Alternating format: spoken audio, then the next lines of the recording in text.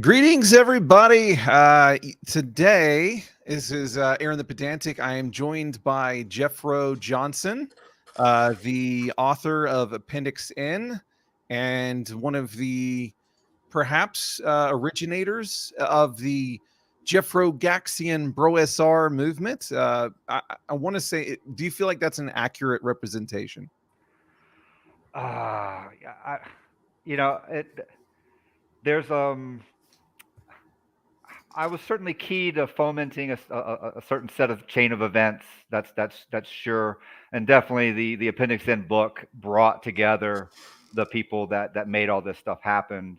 But I can tell you, there's like half a dozen people, heavyweights within the BROSR, that have uncovered very big ideas uh, through actual play, that have built on what I started in 2020, and it's a lot bigger than just one person at this point. And Yeah. yeah, figuring it all out it can't be done. Well, like the topic is, if D&D was meant to be a club war game for adults with 20, 30 people, then you simply can't do it the old style way.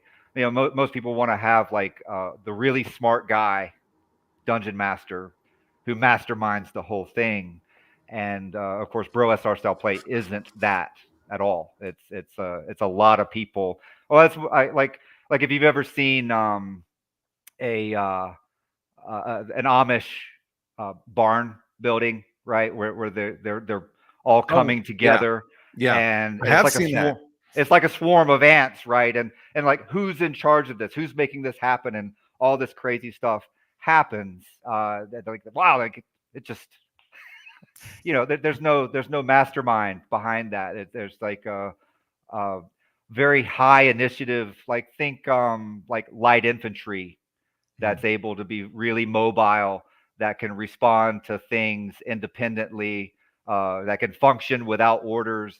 That's more like what a BroSR table is like. It's that you don't have people that are passively waiting for somebody to hand them an experience. That reminds me of the Mefridius thread on being an elite level player, which maybe we can reference at some point. So we're also joined by James Ash of Creativity, aka Appendix N Terrorist, Streissand. I don't think Jeffro knew about this, but I did have a name change on Aaron's server, and it stuck around for some time. The Appendix N, I just got compared to the Taliban one too many times. I started donating to the Afghan Security Council. I really appreciate that, because like basically anybody I've ever talked to about D&D in any aspect, at some point when I meet them, there's always this point where I end up bullying them, like pretty. Me and Aaron have had words in the past. There's like two types of people. There's a type of people who like hold a grudge over that forever and never get over it, and then like there's the people that like, yeah, I picked a fight with them, and then we're best friends 2 years later, right? So Yes, that's how we met. Was a back and forth over the subject of the word plot and its different uses. Oh God, it really happened. It did. No. There's I mean, fight worth having. well, yes. There's this tendency among us to,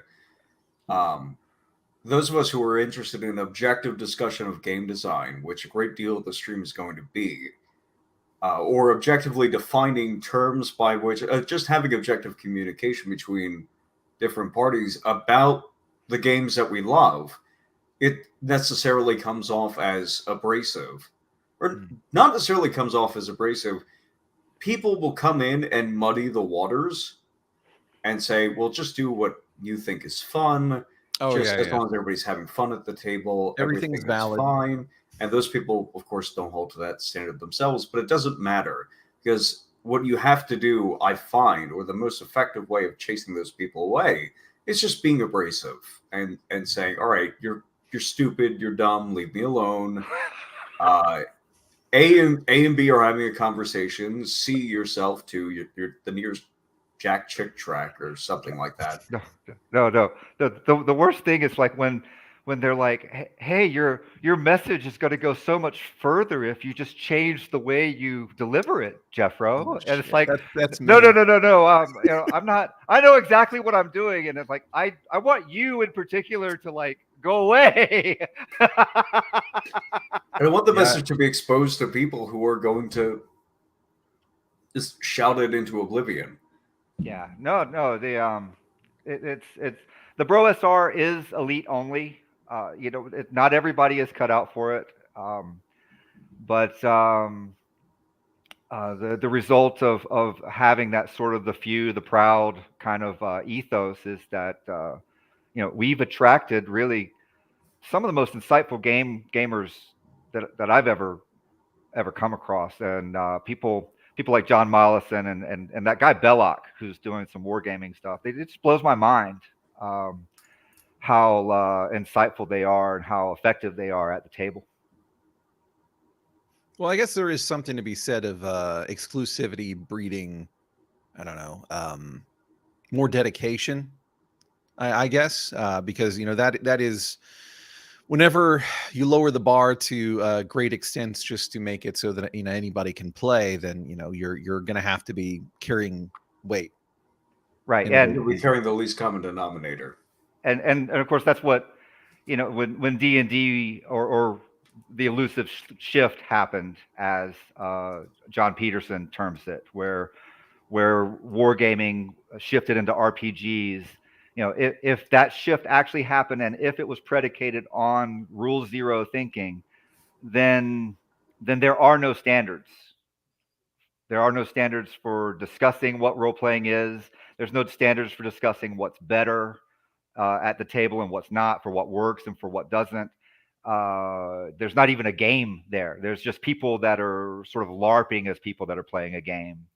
And so by having these objective standards and pushing them really hard and not compromising on them, like we can actually begin a discussion that in some sense stopped sometime around like 1979, 1980 or so,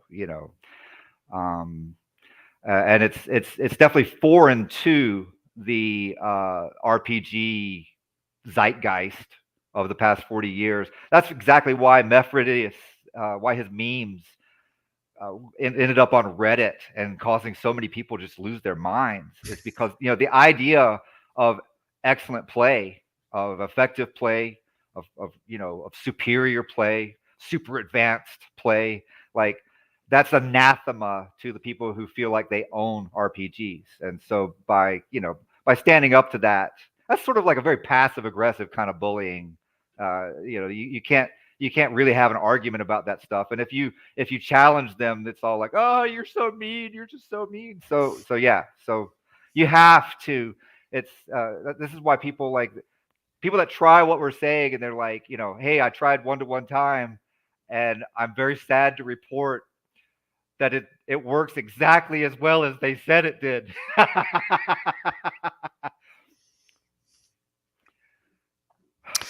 Well, I mean, so let's get into it. So we're accepting, at this point, those of you that want to fight the concept that there is a better way to play, we're moving past that. So we're accepting that there is a better way to play. So let's talk about what that is, what it looks like, and how it, how it makes it better. What does it do? So right. I guess one of the first. Oh, go ahead. Oh yeah, and just sort of to preface the 1-to-1 time, like the object when it was discovered, it didn't just come out of nowhere. We were playing AD&D rules as written. We were also playing it without any modules or supplements. We wanted to do what was described in those books. And some people would be like, well, Gygax wrote G1 and it's about tournament games. And it's like, well, no, we're leaving that out. And we're seeing what's there without that, muddying the waters. So my initial thought was that, my in-depth knowledge of Appendix N, it means I'm not going to be fighting the rules in the same places where people tend to fight them. So if you look at the rules and you're like, oh, that magic system is trash, blah blah blah. Oh, alignment, that doesn't make any sense. Okay, that's a lot of people, and but of course you come in, and I know Aaron is fluent in all this stuff now. Probably knows more about it right now than I do right now because it's fresher to him. Yeah. I've watched your stuff. You've got some insightful things that you're putting out on this subject. Appreciate it. So no, we're gonna put ourselves into the mindset that produced the game to begin with, and we're gonna see where it leads. And that meant all original material, because if you look at any role-playing game from the 70s, Metamorphosis Alpha assumes you're going to draw out 24 levels of a giant starship. And there were people at the time who were just like me and said, like, I don't know how to do that. How's that going to work? And then there's Tunnels and Trolls says, okay, the first thing that's going to happen is someone's going to have to dig the tunnel, which we map out the dungeon. And of course, he's Ken St. Andre there was copying from original D&D, where Gygax says, okay, somebody's going to have to design 6 levels of a dungeon, right? And like, now kid me was always baffled by this. How did someone come up with all this stuff? Because you look at professionally produced modules, and I think I'm never going to make something that good, And so it's always been a mystery to me. How did all these people in the 1970s, how did they give themselves permission to just go create things? Yeah, and people are mean to me on this point for admitting that something's ever baffled me, or that some things are hard to me, which I find that kind of irritating. This is not something that someone just casually goes off and sets up a 1970s style campaign ex nihilo. That just doesn't have any. And when you're not the BROSR, and you haven't gotten 2 or 3 years of work into figuring this out and playing with this, it's like, if someone actually has done all this, I guess it would be obvious. But like, when you don't know what you don't know, there's a big process there to find out what matters and what doesn't. And there's a lot of things that are going to not necessarily work out. But people threw around a lot of rules 40 years ago. There's quite a bit. There was quite a bit to catch up on. So the one thing I've observed in this, and the styles of play have been drastically different from 2020 to 2021, and now in 2022. If you talk about what BROSR play is, it's a different animal depending on what we knew at the time. But regardless of how we're running the game, when you're doing all original material with your friends, there's something called convergence that happens, and that is like, you'll do kind of a mediocre session one day that introduces something to the game, and there'll be another kind of mediocre session the next day, next week, and the week after, and the week after, and you'll feel like this isn't going anywhere, and then there'll be some sort of impetus. Something will happen, and the players will be particularly inspired. And you as a DM may have put something in front of them that you thought would challenge them or entertain them or excite them or engage them.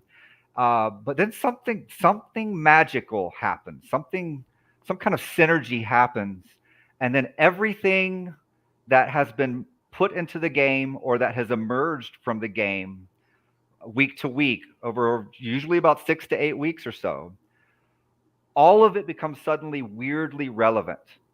Things that you didn't know were important, in retrospect, in this moment, they suddenly become very, very important. And then you have this scenario that happens, an adventure that is, well, first off, it's like Gygax talks about in the introduction to the DMG, where it's sort of an alloy of your best friends and the best players' personalities, because in this open game, in this free form game, that's not wedded to a particular module, but and the players have total autonomy to go anywhere. you've got lots of people able to introduce things into the campaign just by asking if they can do it. Like, can I be a sorcerer? Can I be a cleric to this particular god? It's like, well, there's no rules for that in AD&D, but like, all right, yeah, you can be that, but like you'll have to research a spell, and it's going to be harder for you to level, you know. And so all these back and forth things are happening. The DM's trying to be true to like his vision for what the campaign is, and the players are like pushing back against that, and they maybe got better ideas than the DM, and they're like, well, can I do this? Can I do this? Can I do this? They're trying to break sometimes they're trying to break the game in a funny way. Sometimes they're trying to break the DM just to mess with him. But no, all these things that are improvised week to week, they all come together and produce a scenario that is better than anything that you could happen. This happened in 2020 when the Orcs army was laying siege, and the players came up with this ingenious way to defeat the Orc army. It happened again in the July game in 2021, where, and this was a totally different type of game. It was under fog of war, but there were these scenarios that emerged just from the players engaging with the world and engaging with each other. It all culminated in this titanic battle between Macho Mandoff and the sorceress, and that doesn't even take into account the incredible battle between Prince Elric and Fluid the Druid and the Caveman army. But you know that, and then just recently, it happened again. With our games where, this ancient copper dragon got put on the board, and he's just sitting around. And then one day we go into a random wilderness encounter. It's wyverns that lead us back to this other dungeon, and there was other things inside that dungeon, and well, let's see what's in there. And the dungeon master's like, and we thought it was treasure. We're like, no, you got to give us what you got. If that's an artifact, you got to give it to us. And he's like, well, I don't think this is realistic. And of course, everybody knows that the DM is the final authority over the game. He doesn't have to listen to the random results that come up. Everybody knows this. And he was struggling. He was like, I this is what the dice came up. I don't know if I can do this. And we're like, use the dice. It's an artifact. We're going to have an artifact. And no, it turned out it was 2 white dragons, very, very large. And so then there's this guy in the group who's riding on a Pegasus, and he's going to run away. He's going to fly away, and he's going to try to draw them away. And then while he's drawing them away, we're going to loot the dungeon. And of course, he draws them. Where does he go? He goes to this copper dragon, this ancient copper dragon that's like 1 hex away. We all knew it was 1 hex away because that was where it was. And then for some reason, this thing that's just kind of sitting around, it was there. It wasn't really that interesting of a thing when it got added. I mean, a copper dragon, that's cool. Okay. Ancient copper dragon, that's cool. Okay, we were scared what it was going to do. But then it interacts with everything else that we've got going on. And then somehow this mind-blowing scenario adventure that pulls all these little pieces together, it's a synergy, a convergence of all these things. This is my message of hope to the people who are struggling with RPGs. Like, if you just dive in and go with it, you will know what to do when the opportunity presents itself. Not just you as a DM, but your players will know too. So it's not all on you to figure all this out. That you can trust the players simply by trying to win will create these incredibly rich scenarios. You'll find it. It's the same principle as if you're going into the dungeon and you're like, well, I want something that's going to challenge this group. Well, then you can go down to the 4th level and you'll find the challenge that fits your group. You don't have to stay on the 1st level, and you don't have to go to the 10th. You can go to the level that you want to go to. And so with the players, when the players have full autonomy, they will find the type of adventure that they can handle, and it will work with everything that you guys have put into the game. I'm saying this I'm going to say this as humbly as I possibly can, but yeah, it's not through my own personal genius that any of this works. It is through the nature of the type of gaming that Gary Gygax and Dave Arneson were the beneficiaries of, and which they enjoyed without necessarily being able to explain it all that well. So let's talk about some of the. Well, we have a few questions. Yes. You jump All right, into a first few off, questions because I think I could swat some of them down relatively quickly. Well, I'm not. So I am going to try and focus on the ones that I think are going to be productive. First off, I've read all of them. Sorcerer. There's none. I'm going to point James, the ambassador of the BROSR. People have been joking about muscle wizards for approximately the past, I don't know, 50 years, and everybody is aware of things like, I mean, nowadays we have things like Full Metal Alchemist and the Armstrong family of alchemists and stuff like that. Muscle wizards are not exactly a foreign theme to the more exotic expressions of fantasy whatsoever. So if somebody wants to play in Alexander Armstrong, I don't even know if Jeffro Johnson knows who Alexander Armstrong is, but I do know that everybody listening does. He's not a gross nerd. He wouldn't know. He's definitely not a gross nerd. No, he looks like somebody that Mephrodis would post attached to some wisdom on proper RPG gaming. Man, there's people in the chat that have been bullied by the BROSR, and they're really hurt. They're really upset about it. I was bullying Crafty Matt earlier today. He's my friend. Come on. We can be civil here. He's not mine, and he's also not civil, so I don't. He's very civil. I've never had an issue with him. Well, I'm happy he treats. I've never been you though. So okay, so this one, all right, this one is. Maybe we'll go back to comments like toward the end because I want to make sure that we hit everything. So we'll get to you. Some of these will get answered in the course of our. If the person is actually looking for an answer, many of these will be answered in the course of our discussion. Yes. So no guilt on our part. Yeah. Well, let's talk about the tools in the arsenal though that help make this convergence happen in a unique way. So one of the first points that I ever noticed, of coming from you guys, and one of the ones that is the most commonly cited is one-to-one time. Yes. So let's talk about how that transforms the game. All right. Yes. So now with a module. Like Dwemer Mount is one of my favorites. I liked it. I got a lot of mileage of it. That really, and B2, another good module. Like I've run B2 many times, and the same things happen every time. The new parties, if they're not very good at D&D, they always get killed by the kobolds. They're just nasty. The kobolds are nasty.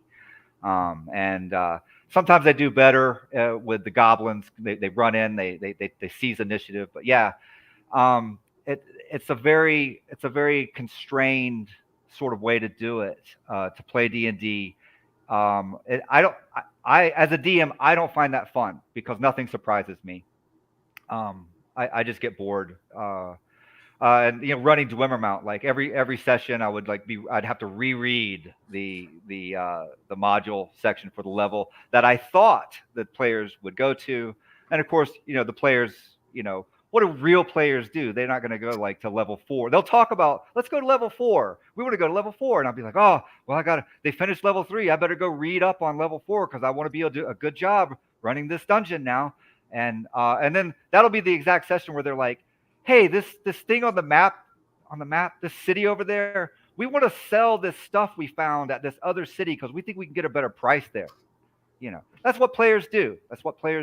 Players left to themselves outside of any guilt tripping on the DM.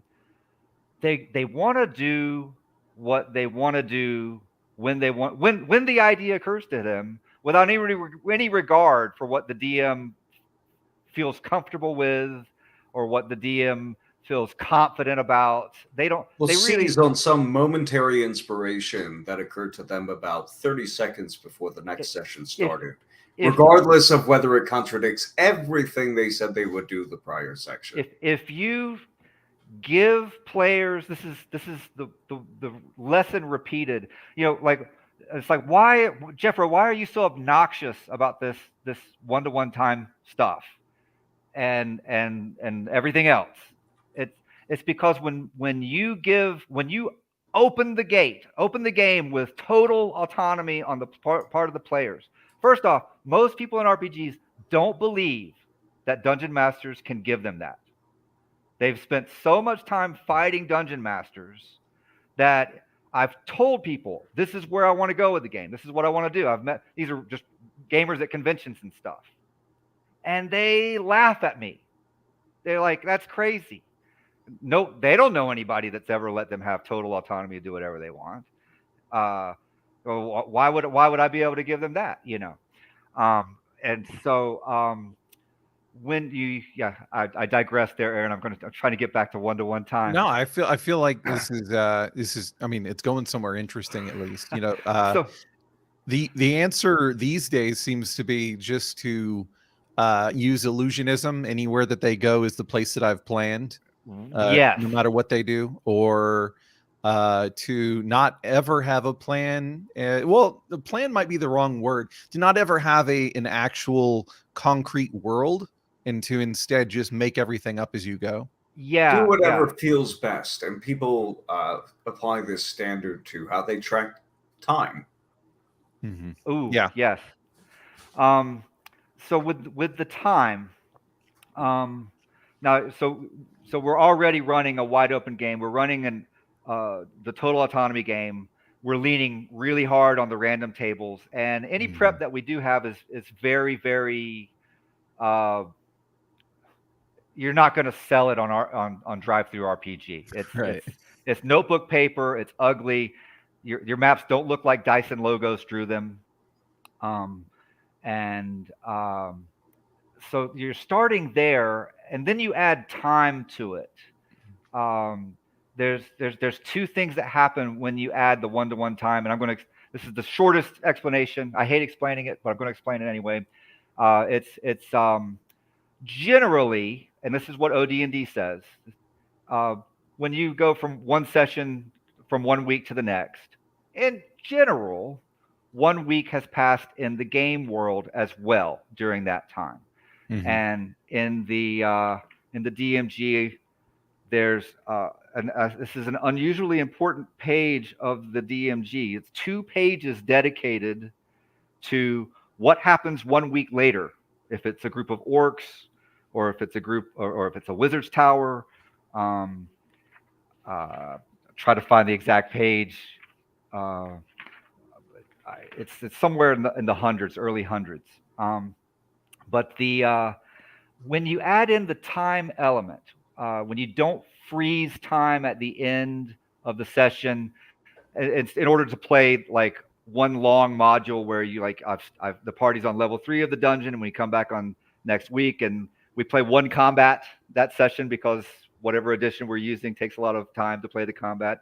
And I played G1 one time, and the players went to sleep in the in the powwow room where the giants have their party, right? Like they went to sleep in that room, and it's like, well, okay, so instead of like running your sessions that way, run your sessions as a single coherent adventure. For a dungeon adventure, it's going to be there and back. You're going to go from town to the dungeon. You'll get your nose bloodied. You'll get some treasure, and then you'll come back and get your XP at town, and then you end there. And the guys in that talk about what's that fake BROSR? It's not Wooderlands. It's that quasi BROSR design thing.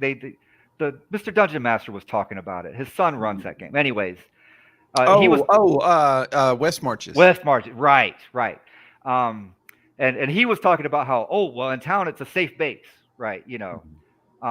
Not in our games. No, we don't. There's no safe base. If there's a Thark army that comes and takes over your city and your characters are there, you have to deal with that if you weren't there.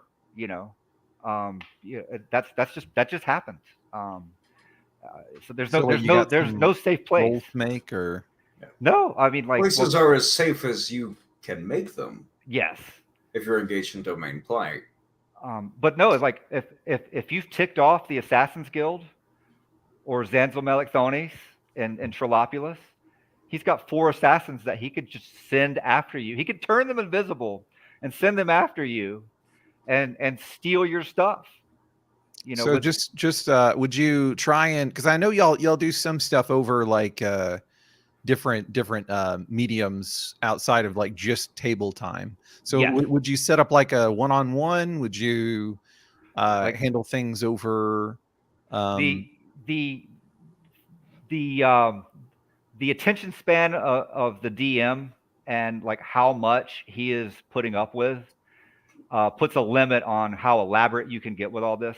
Mm-hmm. So generally, in the BROSR, and if this sounds wild to you, and you could just dismiss the whole thing because this is where we went. That's fine. I don't care. It's more fun for us. And less losers to annoy us with in our games. But no, the DM is gonna if you give him like, this is the downtime. I know that this is happening over here. I know that this is what my spells are. This is what my resources are. I propose that I do this, this, and this. If they zig, I'm going to zag. If they zag, I'm going to zig. I'm going to do this, this, and this. Here's my rolls. Bum, bum. You can, the DM may not even. If you do all the rolls and do all the work and think it all through, and you're really super fair and strict about what can happen, that whole plan can go out the window very, very early. It may not even stick. But if the other person is like a low initiative person who has no idea what's going on, they're not going to be able to react to what you're doing, and so you've got free reign to operate with impunity. Right. So they're going to get steamrolled, and in this case, one-to-one time becomes the management system for the DM to engage in this. Thank you, James. Yes. Let's take your character briefly. We'll take an example. Your character has 4 assassins at his disposal. Say he wants to send them against another character within the game. Your plans, just as the PCs are not safe, they have no safe places of retreat on which to rely upon because other players and patrons are acting within the game. So too can the plans and disruptiveness of other players and other patrons be disrupted themselves by virtue of these colliding factions and intents. So if Jeffro sends out 4 assassins against a particular player character as a target, and he believes them to be in the town of Hobgoblin, and that town happens to get wiped out by the invading Tharks, well, Jeffro's character has now lost his assassins. And the whatever player was the subject of his ire has won themselves purely by accident, through no work of their own, through luck, more or less, won themselves a brief reprieve. Yes. Yeah. And like if you've got war games on your shelf, if you're interested in war games, you know that real war is nothing like the games that we play.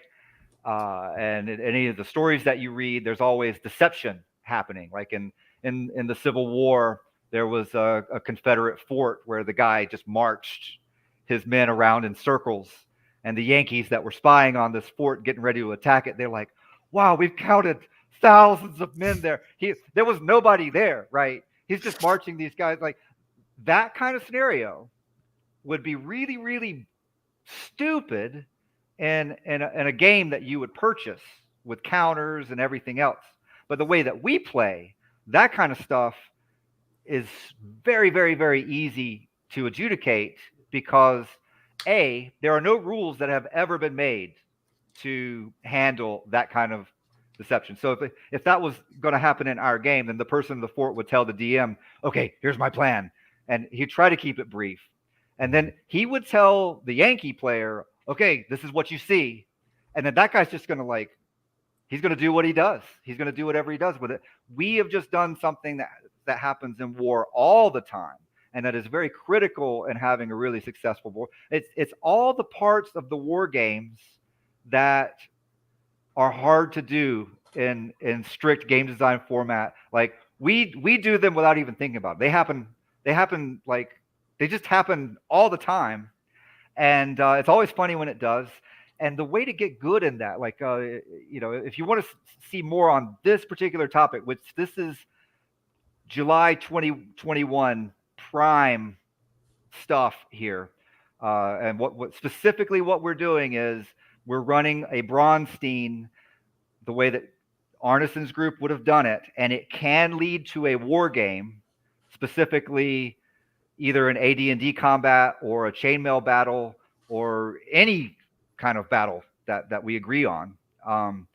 That was the original. The original Bronstein wasn't like, let's just invent role playing. No, it was like, no, I want to play this war game, and if it doesn't happen, it's fine. If the war game doesn't happen, it's fine. Everybody has fun anyway. Sometimes they have more fun. But if it does go to the war game, we know how to do that too, and that all feeds back into the campaign state. This is really elite stuff. The video to watch is John Mollison's video about the city of and it's about a campaign in 5th edition. No, not 5th edition. It was Holmes' Blue Book with some hacks on top of it, and he ran a Bronstein with this to create the backdrop in order to manage the movements of these high-level characters with entire armies on a map. It's a very loose, free-form thing. They all have a very, very deep fog of war, and they're all making decisions without full knowledge. It's very, very interesting to listen to somebody like Belloc talk about how to get good at this, because you have to be decisive. You have to know what you want. You have to know when to take chances. And if he ever waits, time in this type of conflict is your most valuable asset of all, because if something starts on Wednesday instead of Tuesday, that will completely change where all these armies are on the map and how they're interacting and what happens next. It can be the difference between somebody getting to the city first and winning the whole game and owning the entire map, and then being somebody like Macho Mandolf who controls the fate of this entire campaign, whether you like it or not. And it can be these two guys got there at about the same time, and they have to split this. They have to split the spoils of war between them. Yes. So taking this back, Dave Arneson's campaign was more like this than like what people who do role playing today tend to do. We know this by looking at the First Fantasy campaign. Also, the game described on page 7 of the Player's Handbook for AD&D describes a multi-level game where there are miniatures battles happening at one level, and then the same players at the exact same time will be on another part of the map with player characters cooperating to do some other thing that's going to impact somebody else's miniatures battle on the other end of the map. The reason this is an extremely powerful tool, because if you understand how this works, then the things that your players are most excited about can be put into the game by themselves, as they describe, with no recourse to game balance or anything else. You can just let them meme something into the game, and you can turn it on, turn it loose, let it start working, and it will create conflict that is interesting and that people care about. And this is my claim. It's if you get this, if you understand this, that your shelves of RPGs that you bought, and if you're like me, you bought them and you hoped they were going to solve some kind of problem. You hope that they were going to like make all your gaming dreams come true, and then for some reason, like it was a struggle and it never quite delivered what you were looking for. Like this makes the past 40 years of the game industry look like a joke. Like And something that's been degenerating as opposed to improving over the past 40 years. yeah. No, I often slam the tabletop game industry, occasionally on this channel, for having fallen behind video games. They've had roughly the same amount of time. In fact, tabletop role-playing games had a bit of a head start on video games in terms of the quality and advancement of their design and what the design covered, and it has very little to show for it. All it seems to do, decade after decade, until actual new school games rolled around, and even then this applies, was to simply hack bits off of systems and mechanics that had been present from the very beginning. Yeah. No, the dumber game designers, all they want to do is put a universal mechanic on it. Mm-hmm. And this is one thing that I feel AD&D played rules as written specifically repudiates modern assumptions about how this should work. But like, there's no universal system in AD&D. It's like, well, here's how unarmed combat should work, and it's a standalone system with a couple of little hooks into attributes and armor and other things like that. But it's a pretty well a standalone system that models unarmed combat the way the designers thought it should work. Psionics is the same way, and there's no D20 in either of these systems.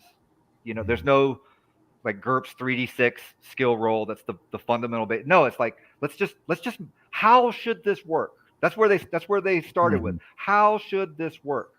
And it's like, well, how should siege? How should a trebuchet on a Thark skiff work? Like if there's a city over there and the Tharks are coming and they've got a trebuchet on a skiff, how is that going to work? Gary Gygax gives you what you need to know how that would work. He doesn't really give you there's no turnkey solution for he was a hobbyist. Most of these questions, like every single siege is totally different from every other. Like it's almost like but if you start with the assumption, like what if the person who made this wasn't crazy, and we could do this, but based on the legends of their campaigns. Their campaigns were clearly successful. Well, why instead of looking at AD&D and being like, oh, I could do that better. Oh, training's dumb. Nobody would ever train. Like, why would you pay for training? That's not realistic. If you turn that off and be like, clearly, and training's an interesting point because Arneson has stuff about spending large amounts of cash within your role to before you can level. He did that stuff too. It doesn't make any sense to the modern gamer, but they both did this. But no, whether you just look at it, accept it on its own terms, they must have had something they were pretty excited about, because this clearly turned the world upside down in the 70s and changed the entire, it created the games industry, what they were excited about. But yeah, start with that assumption. And when you face the kind of problems that Gygax and Arneson faced, then you will begin to think like them. You'll begin to see a value in the things that they saw value in, and you'll begin to see how to apply the rule systems that came out of their games. You'll see how to apply them to have problems, to solve problems that are coming up in your campaign. Yeah. I think I see what you're talking about. There were a lot of things that, whenever I came in, I was like, wow, that sounds really, really stupid, Gary. I don't know why we would do it that way. And then, after actually, running some stuff without, really just starting with BX and then like reading some AD&D stuff. I'm like, wow, like he's addressed a problem that I have, Yeah. Correct me if I'm wrong, gentlemen, but what you often find is one player will seek out to engage one of these subsystems, or maybe through an accident of play, is forced into it. Right. And as a result, masters it and gains some advantage within the game. Yes. Whether it's the person who's best at grappling and unarmed combat, the person who happened to acquire some sort of psionic power, the person who tripped their way into ownership of an army. What you find with these various subsystems is they, in contrast to universalist systems, they allow players to gain mastery in separate sections of the game in ways that would otherwise be limited if they were all adjudicated through use of a D20 plus modifier roll. Yeah, they create like layers of games. Like I would describe conventional role-playing games to be very hung up on a single mode of play. And you can see this since 2000, it's grid gaming. Like, where is my man? What sequence of feats can he do on his turn to do the most? And I think James was talking about this the other day, that like with all the stuff in the character builds for Pathfinder and 3.5 D&D, like the table polices everyone on what you can play, like what you can bring to the table. And it's all about, like we all know that the game is about the grid and where each piece is, and we've optimized every single thing about what everybody in the party has to do. We've got our the MMO roles broken out into the party, and it's all going to go. AD&D is like, it's layers of games. Everybody knows about the Dungeon Delve part. Fewer people engage with the outdoor survival game, which there's literally, they took outdoor survival and grafted it on to D&D, and the game changes depending on what's in the party. If you've got a cleric, how you behave in the outdoor survival segment of the game is very different. If you've got a druid or a ranger, it's different again. To balance all these classes in terms of just one layer of the game, which is what most people want to do. Contemporary gamers don't see all the layers that are in AD&D, so they dismiss them. And then when they pick up the game, they want to go change it all so it makes sense to them. And it's like, you stop. You like, it took us years. It took months to get the hang of each layer.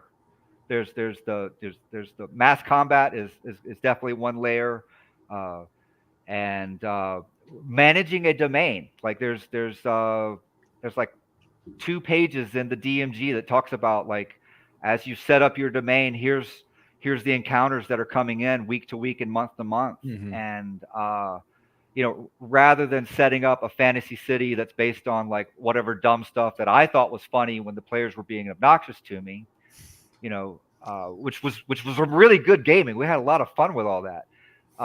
But with Macho Mandoff running a domain, he's got a different system there where, like, he knows where all his watchtowers are. He knows where there's like, if you're going west, there's a group of dervishes who just stopped in my town, and if you catch them, you can ride with them to the west to where you want to adventure. And this other town here, there's actually a 10th level patriarch that's setting up a town here. We haven't heard from him in a while. We've got reports that there are monsters down there. You could go there. Actually, Macho Mandoff will pay for you guys to go check that out, and so on and so forth. So you just give them resources. You say, these are your resources. This is what what's going on, like patron level wise. Like, he's literally following chapter and verse everything that Gygax says. It's stuff that I looked at as a 12-year-old and thought, well, nobody's ever going to do this, right? Well, like, he's doing it, and through what he's done, it changes your it changes your understanding of the world that Gygax assumed your campaign would have within it, because in this set of rules, which they're not unpacked, they're not very, but it leverages the monster manual entries, which are packed with world building and miniatures battle type information. It leverages those with the random encounter tables in the back of the DMG, and it plugs them into the assumption of this is what name level characters do. And they clear out these locations. They find all the layers there. They meet friendly monsters in some cases that have good reaction rolls that want to join their domain. And so you end up with like these heterogeneous groups of creatures of generally sorted by alignment that are working together, and there's always something adventurous happening. I see a lot of like your Forgotten Realms type stuff, and your splat books and your known world modules by Aaron Austin and stuff like that are just packed with like blah blah blah blah blah blah blah blah. Like those things are not as alive as the model that Gary Gygax set up in AD&D, in which we are experiencing through an elite level player managing a domain more or less on his own. This was a point of contention recently, was whether or not the and sorry, actually, is it all right if I jump in here? Go for it. Cool. So this was a point of contention recently insofar as, well, why would I give a player an NPC in my game when I could instead master perfectly representing the NPC's interests, wants, desires, their domain, any details about their lives and the impact they have on the lives of others, which is all ostensibly separated from the DM's own personality. As far as I was concerned, that they had answered their own question when this was asked. Yeah, absolutely. This was not convincing enough. See, what patron players allow you to do is we have something of an opposition to content which cannot be generated organically. Because if you don't generate the content in some sort of organic fashion, it is sitting and lying fallow. It's growing stale, and it's not as responsive as every other aspect of the system is, assuming you're playing rules as written. So if you are, oftentimes generating NPCs can follow the same progression. Whereas, especially if you start relying on things like modules to actually invent them. However, if you delegate the most important NPCs to players or people who cannot perhaps join the game to begin with, and need to use this avenue in order to participate, you get a much richer, broader experience and breadth and depth of personality, which inspires a different set of actions within the game. You might not want one faction to align with another because you think it'll be too powerful, or it'll be too inconvenient, or it'll throw off some plot that you've imagined for yourself that the players must be engaged with.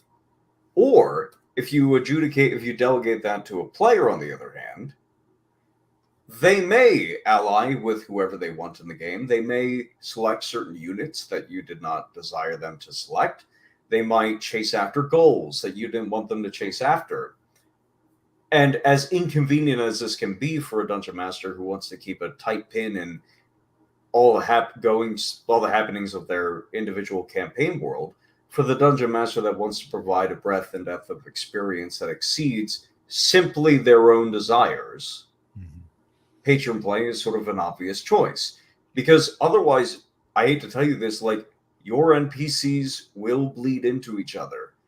Because it's all your desires and it's all your intentions. They are all going to bleed in there. That's why we have things like reaction rolls to begin with, is because we have decided from on high that not every monster in the dungeon is going to be hostile. Bar none. In games in which that's not a function of the game to declare that not all monsters are hostile, often everything in the dungeon is out to kill you to the last man and to the last hit point.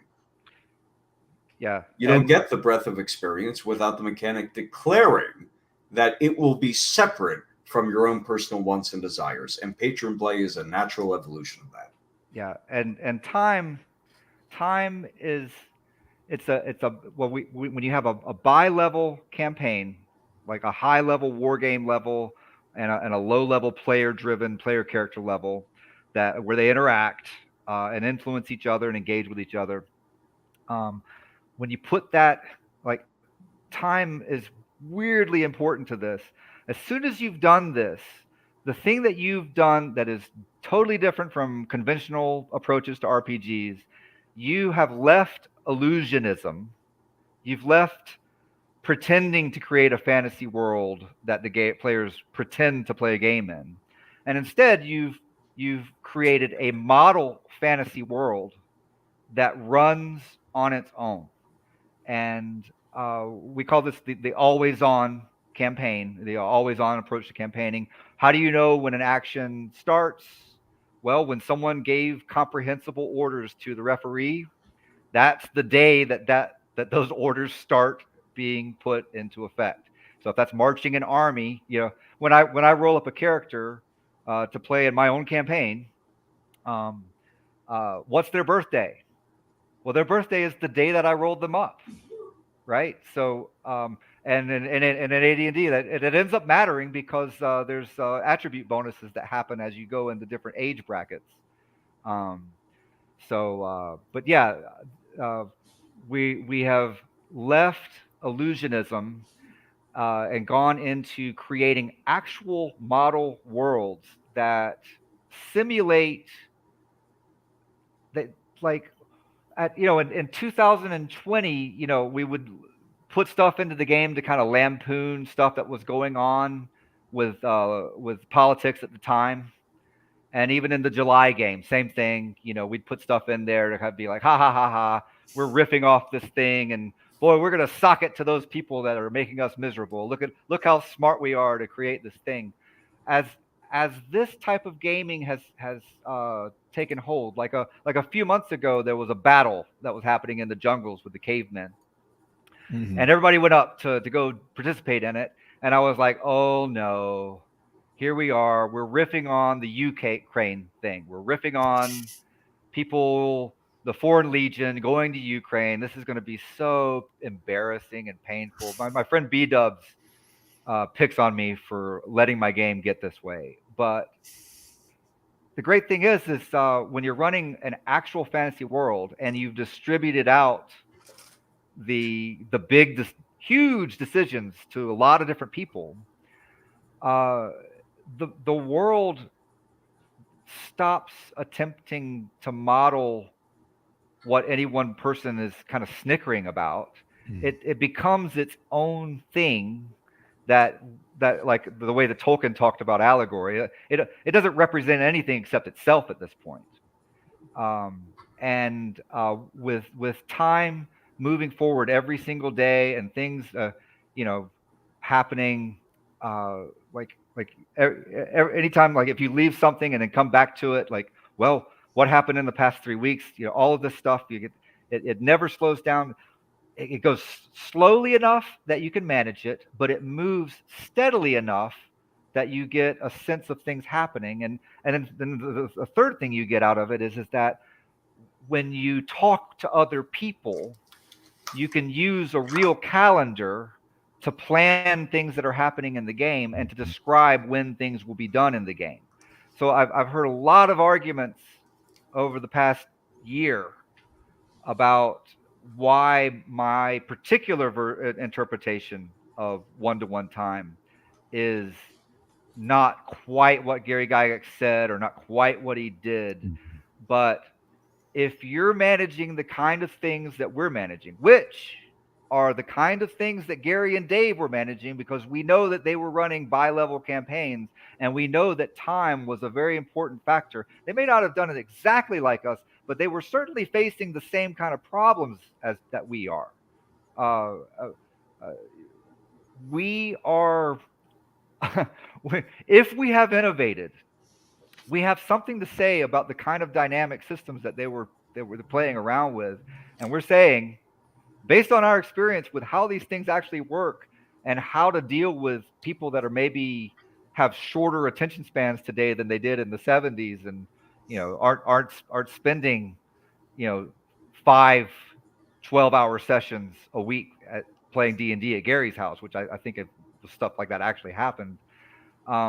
What we're saying solves so many problems that you're going to find a hard time being creative and going against what we're doing, because I know a lot of people in the BROSR have tried, and they have to come back and say, I don't want to say this, but Jeffro was right again.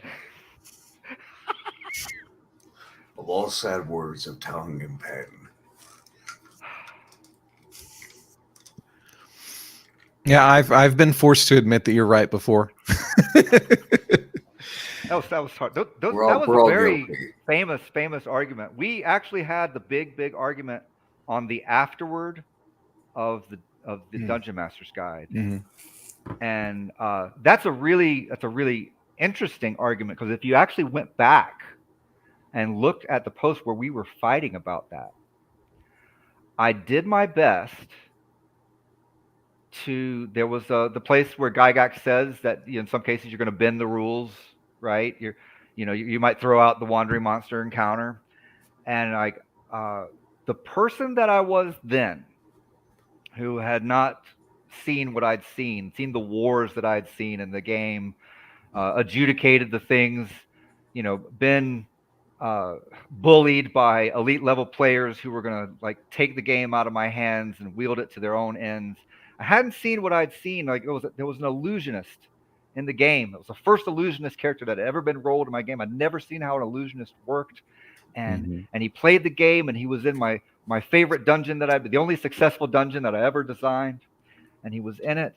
And the way the situation rolled out, it was kind of an odd situation where he wanted to cast a spell, but the turn he cast the spell, the monsters ran away. And so this is the question. I wanted to see that illusionist spell get used. I'd never seen an illusionist spell get used. I wanted to know how this worked. I wanted to play with it. I wanted to see what it did. And I was like, well, if they ran away, then maybe you didn't cast it. But no, I think a strict reading of the rules would say that no, like you committed to casting it. You didn't know they were going to fail their morale check, but like they did, and they're gone, and you lost that spell. You gotta deal with the reality of like you used the spell for nothing. No, but the person that I was then was like, okay, this is an example of a place where you can bend the rules because this is just too big. See, that player, you don't want to hurt that player's feelings. And I want to see how AD&D works. I deserve to see how all of AD&D works. I can't just let somebody not get to do something because of the rules. No. So like I came back. We had that fight, you and me, about how to read the afterwards. And I was like, here's an example of when you can bend the rules. I went back to play with those guys again the next week later. And after sleeping on it, I'm like, guys, I made a bad call. Like I should never have let him get to cast that spell again later. That was a bad, and like everybody at the table was like, yeah, we know. Yeah. I think we've all done it. Yeah. So that's my argument against Gygax saying that the rules, because like I've watched a lot of soccer games recently, high school soccer games, and watching referees make calls. Sometimes they'll call the penalty kick because somebody got shoved, and then it seems like sometimes they don't seem to notice the shoving that the other team is doing. And then sometimes they'll make the call right when the other side is right by our goal, but they won't do it any other. Like that's the time they'll decide to make the call. Mm-hmm. So, you know, tell me I'm full of myself for criticizing Gygax, who I try to play as strictly as possible and who I try to play rules as written, his game, the game that he published that has his name on it. But if you open this door to be like, no, just the rules, just feel free to bend them if it seems really important. If you can explain to me what circumstances it makes sense to bend the rules, guess what you've just done? You just gave me a rule. Right? So if there's a right way to run this game and the rules aren't sufficient for explaining it, cut me some slack as a referee. I've got 20 different people depending on me to make a ruling to keep the game going. Don't leave it up. Like, if you can explain it in such a way that I don't have to bend the rules. I don't want to be on the hook for bending the rules. How do I know when I'm being fair? I bend the rule for one guy but not the other one. Yeah. That sounds like a recipe for hard feelings. And that's one last benefit of the model world, the bi-level, one-to-one time BROSR style campaign, is so many things are happening independent of you. And there's so many parties involved in how all these things are happening. And it's more than just the single party of adventurers. It's a whole world of actors engaging in a lot of different things. You don't have time to think about anybody's feelings. You are just trying to keep up. And you don't know what you're going to be adjudicating this week or the next. You don't know what the players are going to do this week or the next. But you don't have to outthink them. You just have to be consistent in your interpretations of the rules and applying them. And the great thing about this is that they can get good at that. They can be successful at that. It's not about them playing your moods. It's about them getting good at the game. And that'll feed you back in to month to month, year to year, becoming a more impartial referee that is fluent in more levels of the game. It will make you be the kind of dungeon master that you are meant to be. Yeah. So one thing I think, so if you have time, because I know originally we talked about doing this for an hour, but I've got more time if you've got more time. Oh yeah, fire away. So one thing I thought might be kind of productive, since we're talking about rules that people throw away for one reason or another, is to just talk about some of the most highly thrown out rules, and maybe you can provide some kind of instance where or at least a reasoning why it's good, or Right. a situation where it has borne fruit as being a good rule. Yeah. So first one, grappling. Oh, we love it. We absolutely love it. The most common criticism of D&D combat, you'll find it in Matt Finch's primer on Old School Gaming. Do you remember this? He talks about how the people of the time were saying, "Oh, D&D combat, you're just rolling D20, D20, D20, D20. I got to hit 3 damage. Hit. You're back and forth, and it's boring. And why would anybody want to play that? When you add grappling to D&D combat, it's very vivid. You've got wizards that have cast enlarge on themselves and that are doing flying elbow drops. It's really funny. You've got paladins that are tackling Arrhenius demons. It's very vivid. It's very exciting. It's and height and weight suddenly matter. People that don't have a lot of armor on have some advantages. And the results on those tables, the grappling, a grappling roll with, and a lot of people say, ADD combat, it's all people just die too much, right? Well, like what's the rule? Is it? Someone mentioned this the other day, and I was like, yeah, that is a rule, isn't it? But like your unarmed combat damage, half of it is hit point damage, and half of it is sort of like stun damage of a sort, I suppose. And so like there's a way to knock people out of the game without killing them. All really important stuff that many people have fixed in other systems, but that of course it was right there all along. Mm-hmm. One of the few tabletop game elements that have approached and in some cases exceeded the depth and complexity of video game fighting mechanics. Oh. Whether that's in fighting games, which I know less about, or just like computer RPGs or console RPGs, something like God of War. Perhaps there's a bit of I'm not going to say button mashing because that's pejorative, but there's a depth to it that is absent otherwise.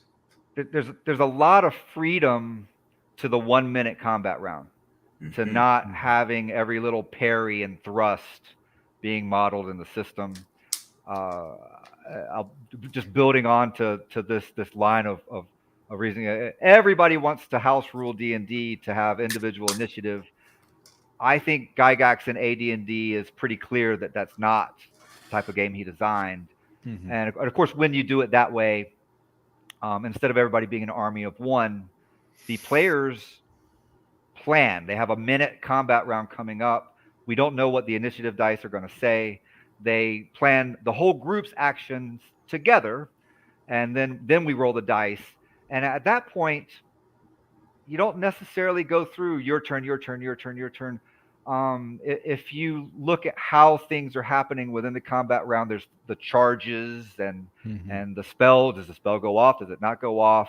And then what's going on over here? Are you in melee? Are you not in melee? There is a natural tendency to narrate. Well, like this is what the monsters are doing, and here's what the players are doing, and so now, okay, you roll this, you roll this, you roll this, okay, and then this, and then this other thing happened. That rules structure influences the play to cause not just the players to cooperate more, but to create a narrative of what happened that round, because you can't simply just it's not a grid game. It just is not a grid game. It's really two chainmail units that usually are right next to each other, and all kinds of chaos is happening. That's about the level of resolution that D&D goes, and there's so many weird ways to win and so many weird ways to die. Anything more than that is obviously going to be a waste if you've played it. You don't play that game and think, man, I really wish I knew where everybody was, to the exact, square inch. It doesn't want it. It doesn't need it. That's not how scrums work. Oh yeah. So you would say maybe people should just let it kind of rest in game terms rather than trying to translate it into movie terms. Oh man, I don't know, man. I'm so literate. I have trouble even conceiving what movie terms would be, but I can perceive or narrative terms. I would guess. Well, the only reason I'm saying that is because that's kind of how I've been feeling the more that I've played First Edition. Is that like basically trying to break things down into that that narrative aspect of how everything transpires in the combat. It just kind of ends up detracting somewhat from what I'm trying to do, or from what we're trying to do, which is keep people engaged on a tactical level. Yeah, you just want it done. You want it, like most people, most conventional assumptions about D&D is that it's all about the combat, and when you're thinking in terms of the entire campaign, we're excited about like literally everything else. And that's not story stuff. That's like where you are on the map and what your relation is to these other things that we've introduced. There's a whole web of relationships and factors and things that play into how you make a decision in the game. And like, yeah, people want to level. And speaking of leveling, the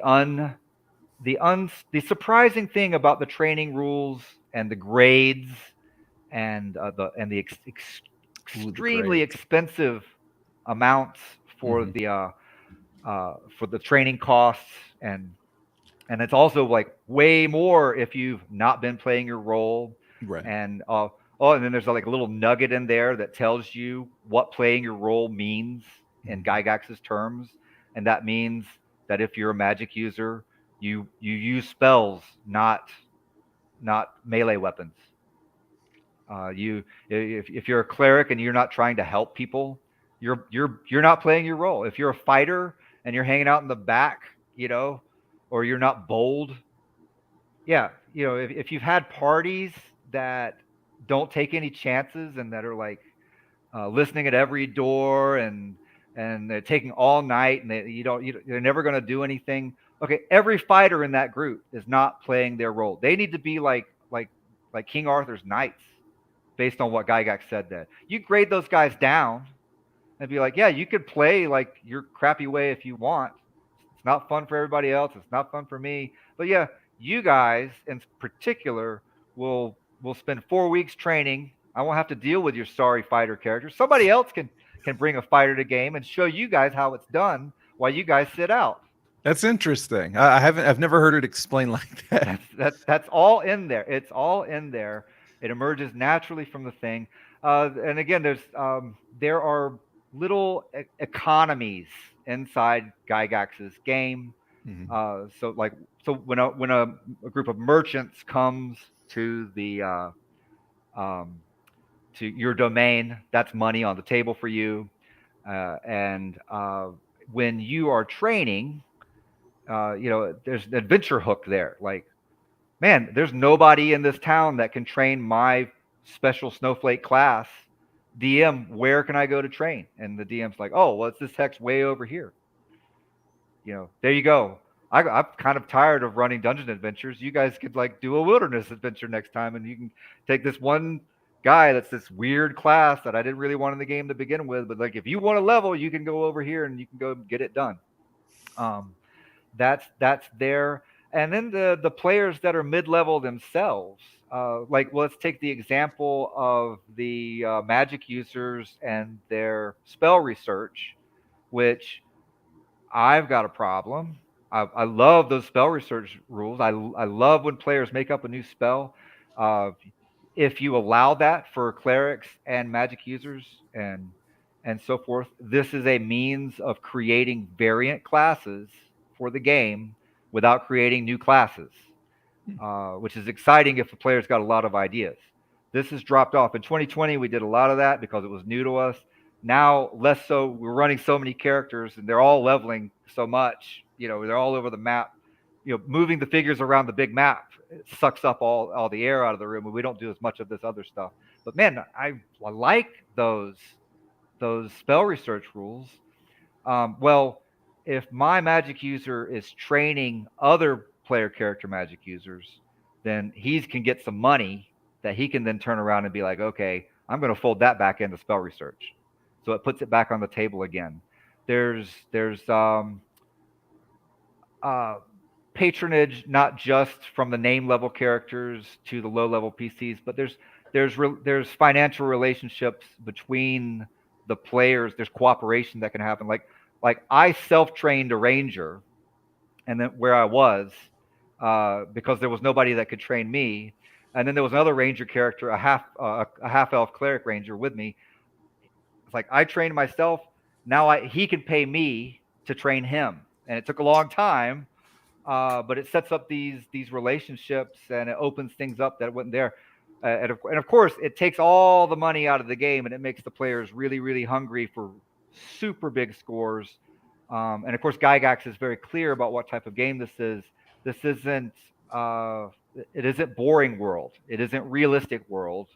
It's a world where guys like Fawford and the Grey Mouser, they go out, they adventure, they get King Solomon's diamond mine, they get all of it. And then they blow it the next weekend. And a month later, they've got to go do the same thing again. That's the kind of game AD&D is. And the rules and the literary antecedents both work together to do exactly that. So, yeah, AD&D is not broken. It's full of surprises. All you have to do is just do what it says.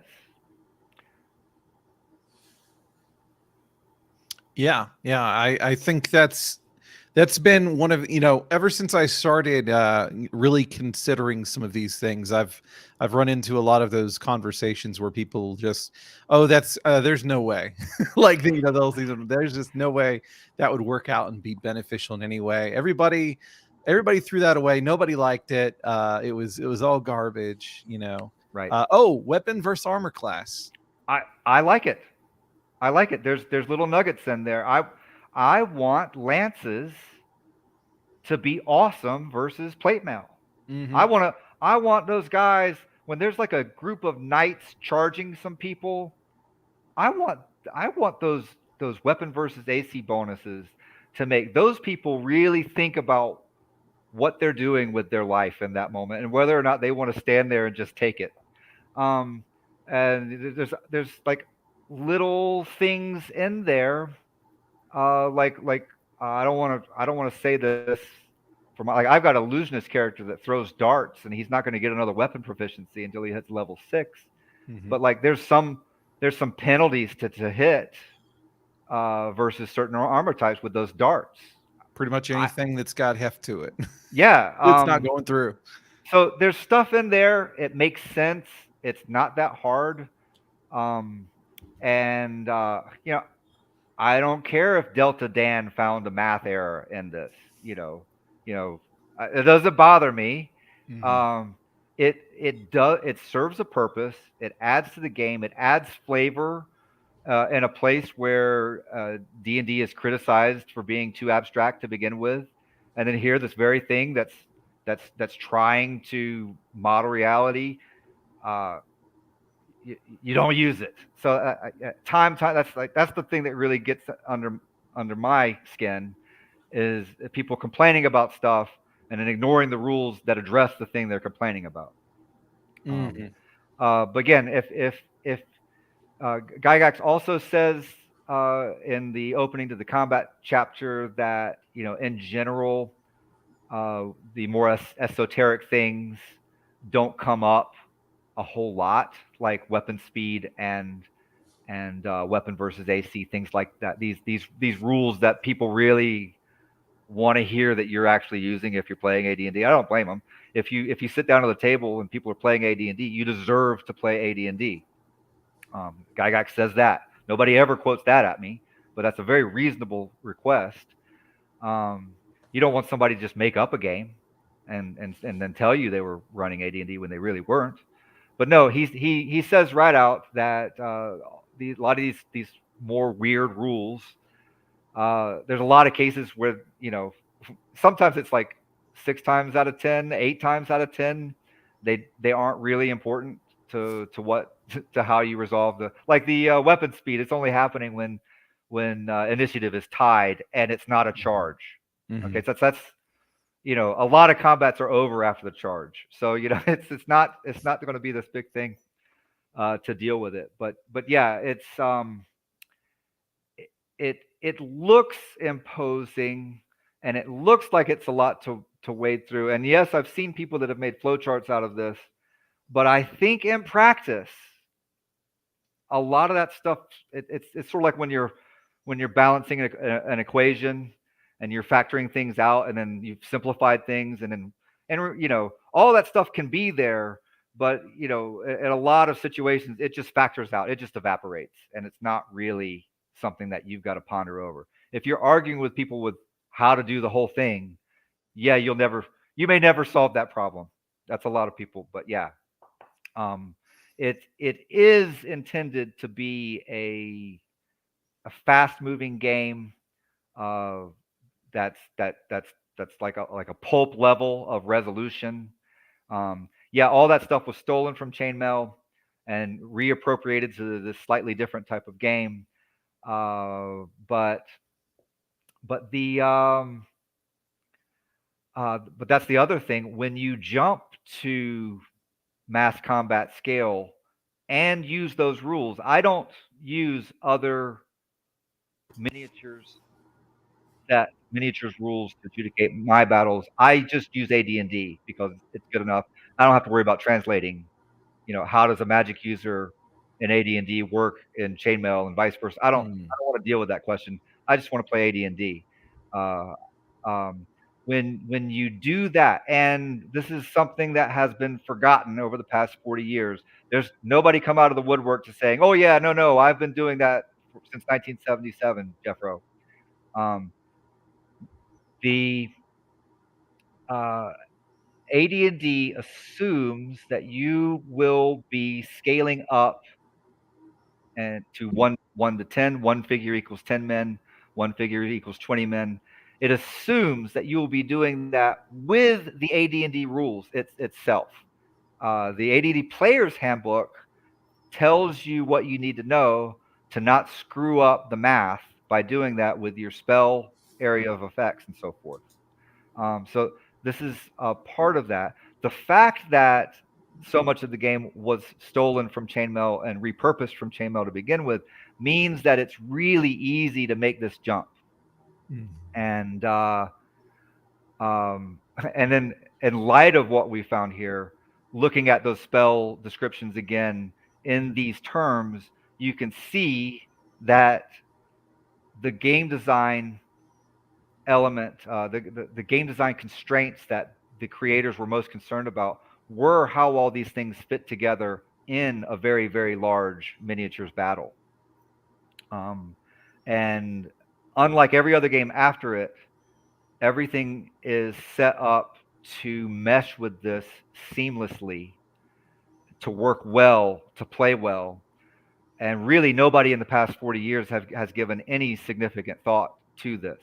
Well, okay, let's walk that back.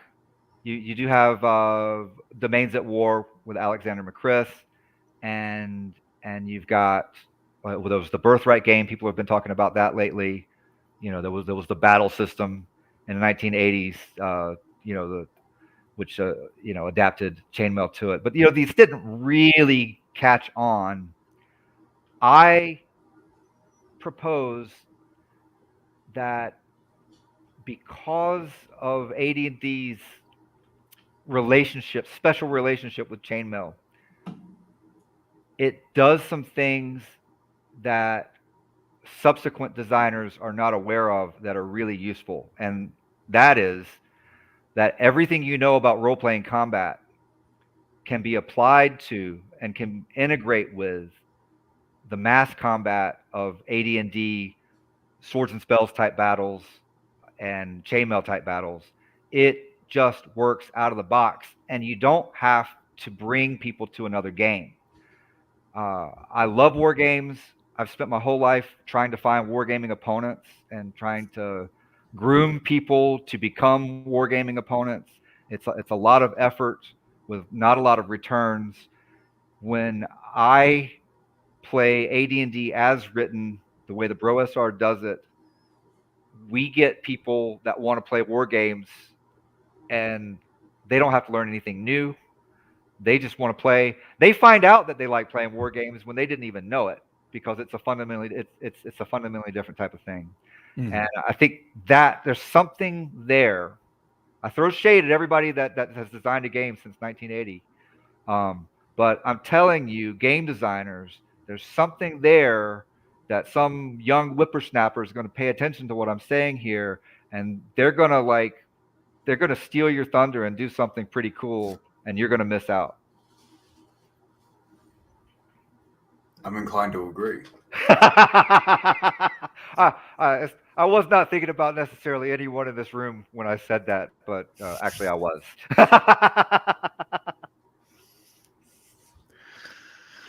No, it's not a gateway drug.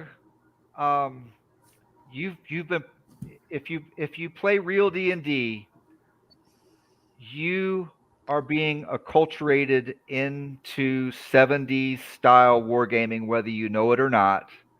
And the more you do it, and the more you do it the way Gary said to do it, and the more you steal from the best ideas that are coming out of the BROSR, you're going to be a war gamer. You're going to own it. You're going to be a cut above this riffraff, these role players who think that they have invented a game, a new type of game, when they really haven't. They've just been LARPing as gamers all this time.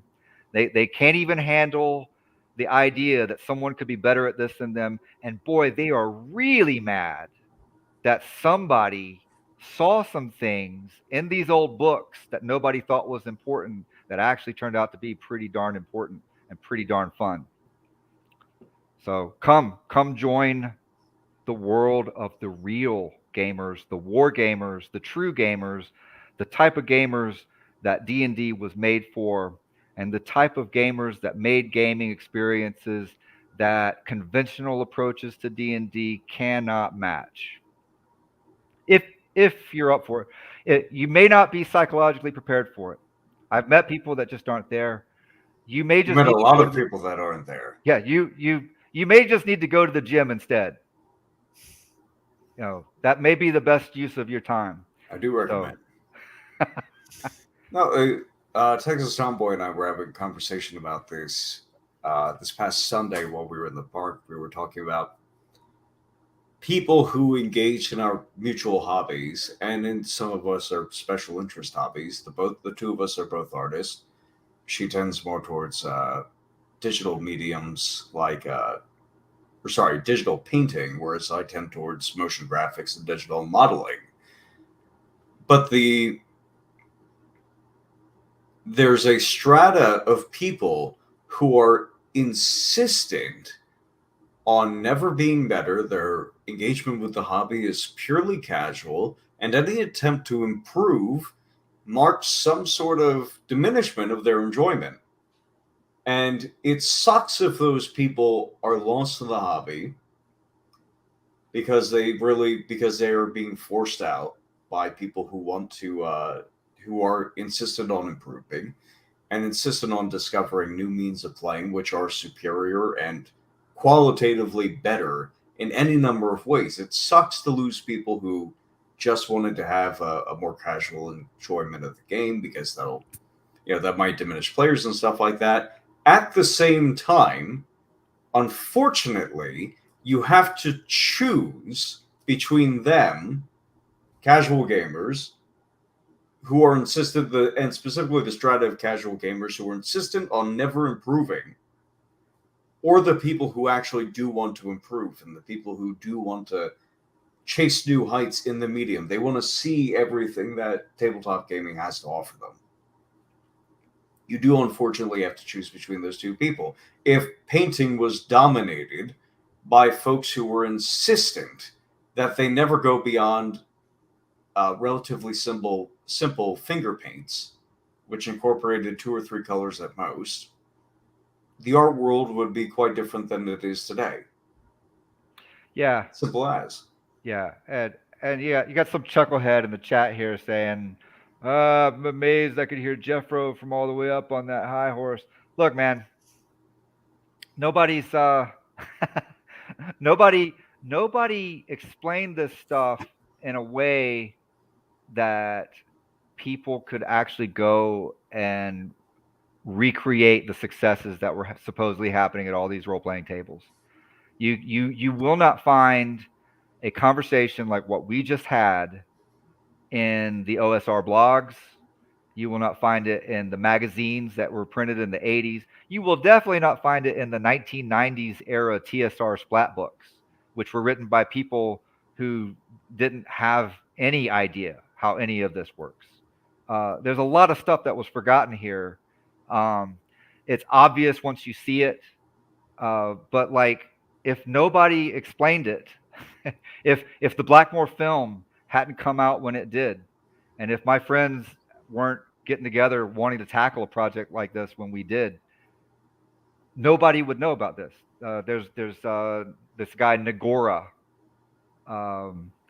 He wrote a blog post, what was it, 2012, about that AD&D is about time and Appendix N.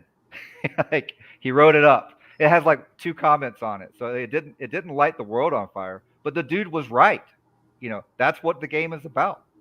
What does it take to get people engaged with that in a way that overturns some assumptions they might have about the game? It's years of work. It's years of work by a dozen dudes doing something they don't know what's going to happen week to week, and you don't know when the next revelation is going to come. Yeah, but nobody's explained this stuff. Each edition of the RPGs has gotten dumber. The game mastering advice in these things, I combed them as a child, trying to understand what the heck these people were doing. Some things are harder than you can imagine because they're counterintuitive. They go against your impulses as to what you would want to do with your friends who are trusting you to entertain them. Some things are easier than you can imagine because there's things that you want to do and you want to really hustle on, and they don't really add value to the experience. If there's better common sense, practical advice that will improve people's experiences with the games, and I'm not talking to the brainiacs, who have never struggled, who've never wished they could be better, who've never admitted that there was something they didn't know about all this stuff. I'm talking about the people that just want to get a better experience out of role-playing games. You look at these role-playing games and you're like, I just think there should be something else. I just think this should work different. It doesn't work the way this was advertised. It doesn't work the way my 12-year-old self wanted it to. Was there something I was missing? I think we've enlightened this area of discussion in a way that hasn't happened before 2020. And you'd be really a very big person if you gave us the thanks that we deserve for this effort, because we didn't charge a penny for it. And the people that are going to sell you BROSR type supplements over the next year without crediting anyone in this movement, they're going to charge a lot of people a lot of money for all this, and it's going to be really gay. So, dang, now I lost track of what I was gonna say. Oh yeah. I remember. So the whole thing about, even whenever I kind of hated your guts, I still had to, and ironic. Yeah. Even when I kind of hated your guts, I still had to admit, yeah, he kind of lit a fire. You were the guy that John Mollison lectured about the war dogs being off the chain in one of his Winning Secrets videos. You're not the same person, man. You're like this close to losing your pronouns. I'm holding on for dear life. Let's see. So we do have some comments. I know we probably need to be wrapping up sometimes. See what? And so let's go through some comments and questions. Yeah. I've got a couple starred. So this is one I think that it would probably just benefit you to address this, because it's going to be often brought up anytime. Just like Gygax didn't use this rule. What's your standard address for that?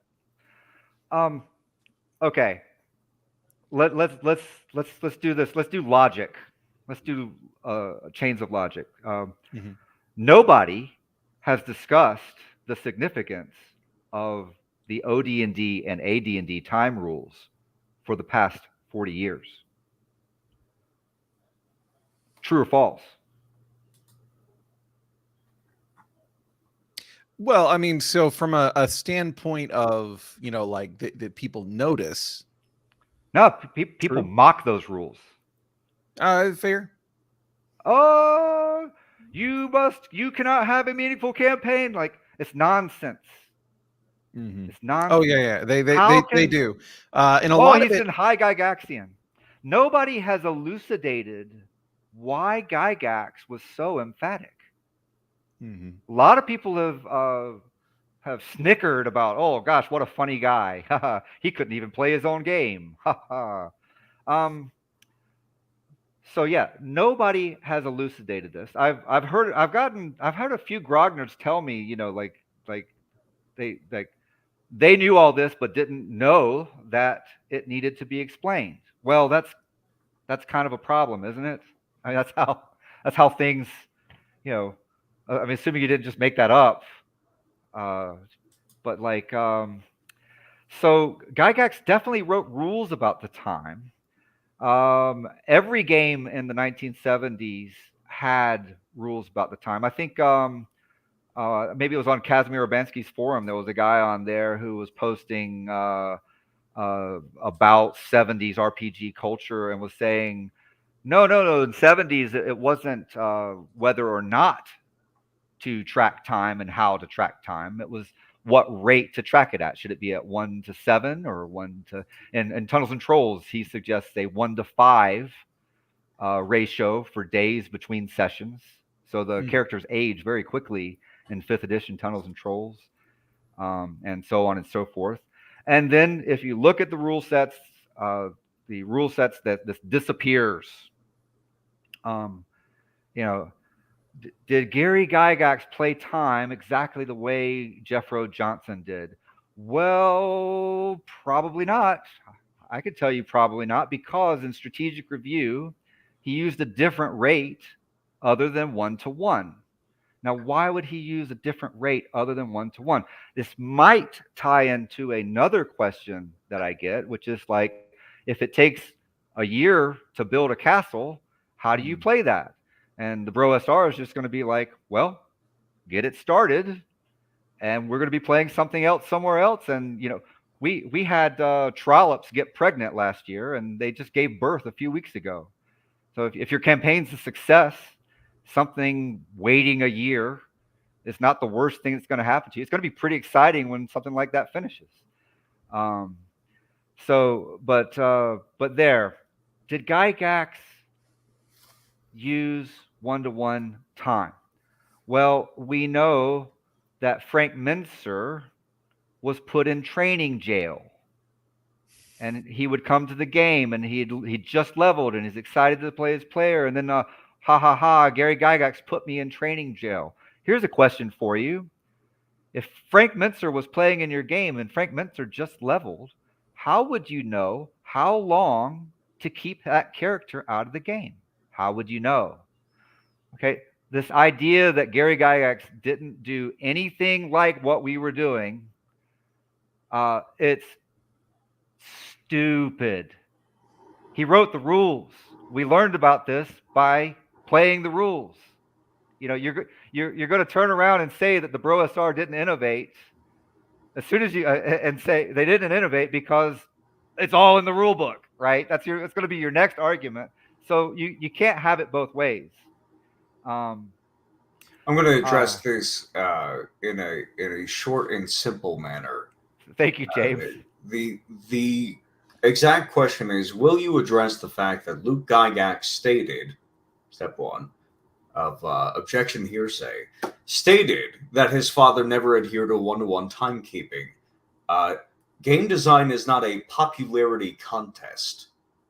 This might be odd to the members of the OSR. This might be strange to people who've never adhered to any kind of rule or any kind of strategy when gaming, or had any desire to improve their games across however many decades they've been doing it for. However, when I design a rule in my games, it has an impact on the game, it changes how the game is played, and it has second-order consequences for the rest of the rules in that game. That does not change whether I myself, who designed the rules that I design, actually engages them. The unique conceit of tabletop role-playing games is even if the designer has, for some incomprehensible reason, decided to do something stupid or avoid a clear, better option that they themselves created, you, at your table, can still engage it. Whether Gary Gygax actually did use the rule or actually threw out the grappling rules has no bearing on my game. Yeah. And Well said. it's incoherent to begin with. Gary Gygax, towards the end of his life, tended more towards new school tendencies. None of the people asking this question are champing at the bit to adopt his opinions on how many classes there should be, or whether we should have classless games to begin with. It's purely some stupid gotcha that's meant to indicate hypocrisy. But it doesn't apply to us because we don't regard game design as being a function of popularity.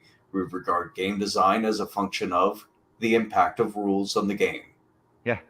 All right. No, like, Oh, go ahead. like if you take the AD&D rules and you tune out everything else and you just play what's there, you're going to get closer to something like what we're doing than everything else. That's just a fact. Every time we get together, if someone sees something that we didn't see before, we correct it. That still happens. I've got a thread on Twitter where I add these things as they come up. I didn't do XP correctly in 2020. It's really embarrassing. And like, how did I not know that? Yeah, well, it happened. Mm-hmm.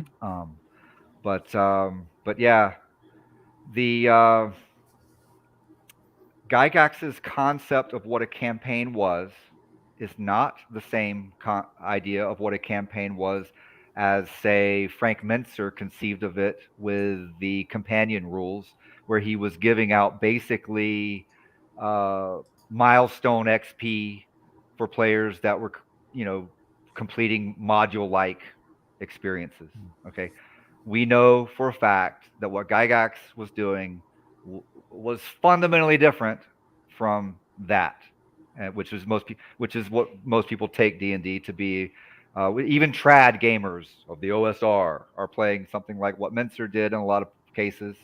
They never quite got to AD&D Raw in its fullness. They'll tell you, no, we didn't. We looked at doing domains, but we didn't do it. And there's a lot of people in the OSR, like people I respect, like Rob Conley. I think they call the domain game an end game. I don't think it's an end game. Starts session one. It's a super big gotcha. There's one guy wailing away on this point. So let's just deal with it right now. You had NPCs in the game, and then you statted them out in the same way you would as characters, and then in July you turned all those over to players to run. And there's no rule in the game that says that you can do this. And of course, we know that the entire world is very, very strict about playing rules as written, and so this is an entirely honest question that is not disingenuous. So strict that not only can no deviation be tolerated, but even circumstances for which the rules have no direct say can't even be engaged. Right. The rules are silent on this topic, and therefore we can't even touch it. Yeah. So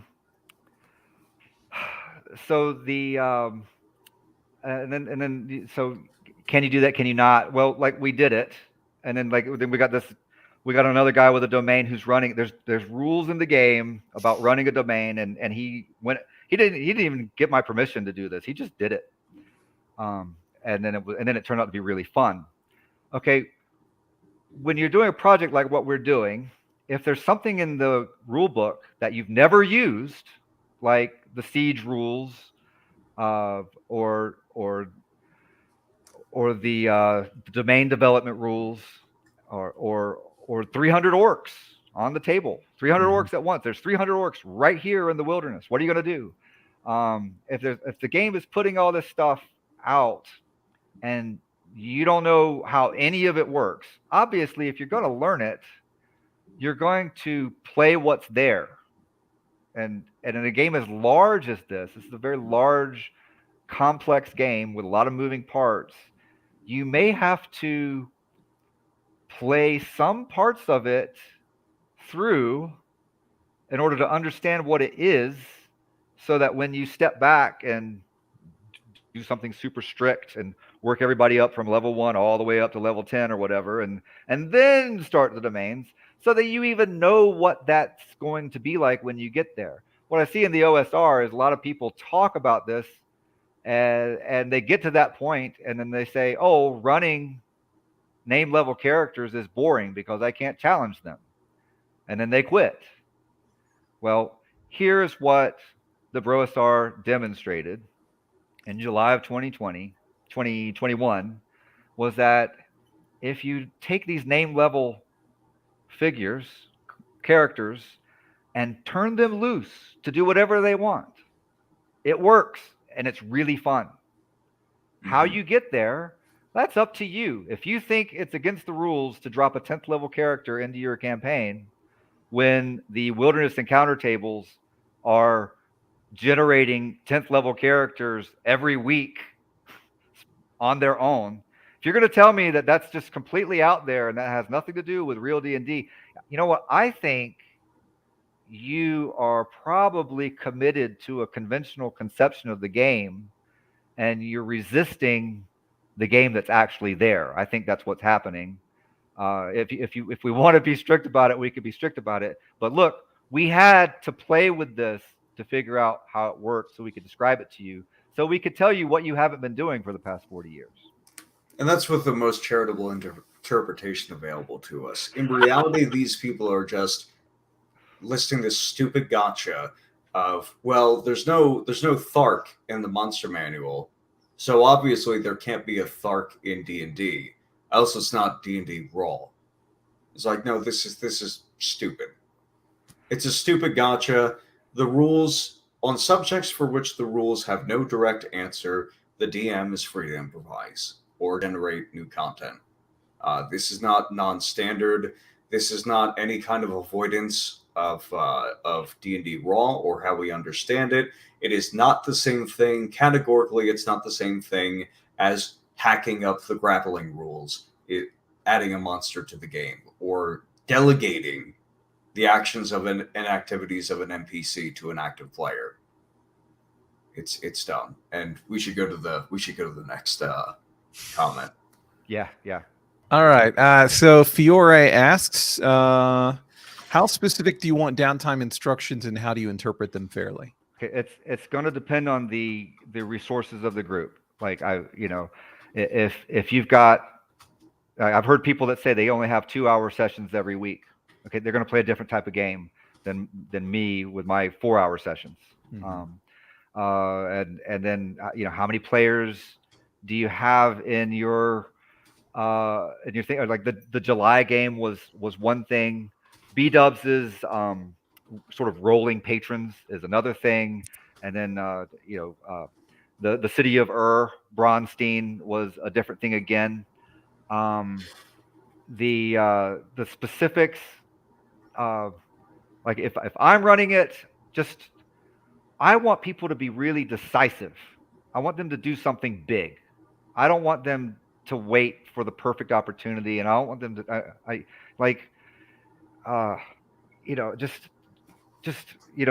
as a result of that kind of frustration, which I've just tried to articulate there, the movement within the BROSR campaigns is progressing towards more and more independent actions. Like you might have a whole hex, and you just Gygax says this specifically, that you can let people draw out their whole domain hex on their own. Like he tells you, he literally tells you to delegate this kind of a thing. But no, you're going to be doing you need to keep your personal records really strict for yourself and keep up with it. You can see examples of this on Macho Mandolf's blog, how he does it for his campaign. But for the we call them Bronsteins because it's what they are. Bronstein, many people acting independently of the referee. They can interact with each other. They can talk to players. They can go over the referee's head. But they'll come back and sit with the referee, or maybe in a Twitter DM, get with him and say, "Hey, this is what's happening," and I just want to check in, make sure this is cool. But yeah, if the referee has to adjudicate something, you want to digest it all down. You want to do all the homework. The more back and forth you put on him,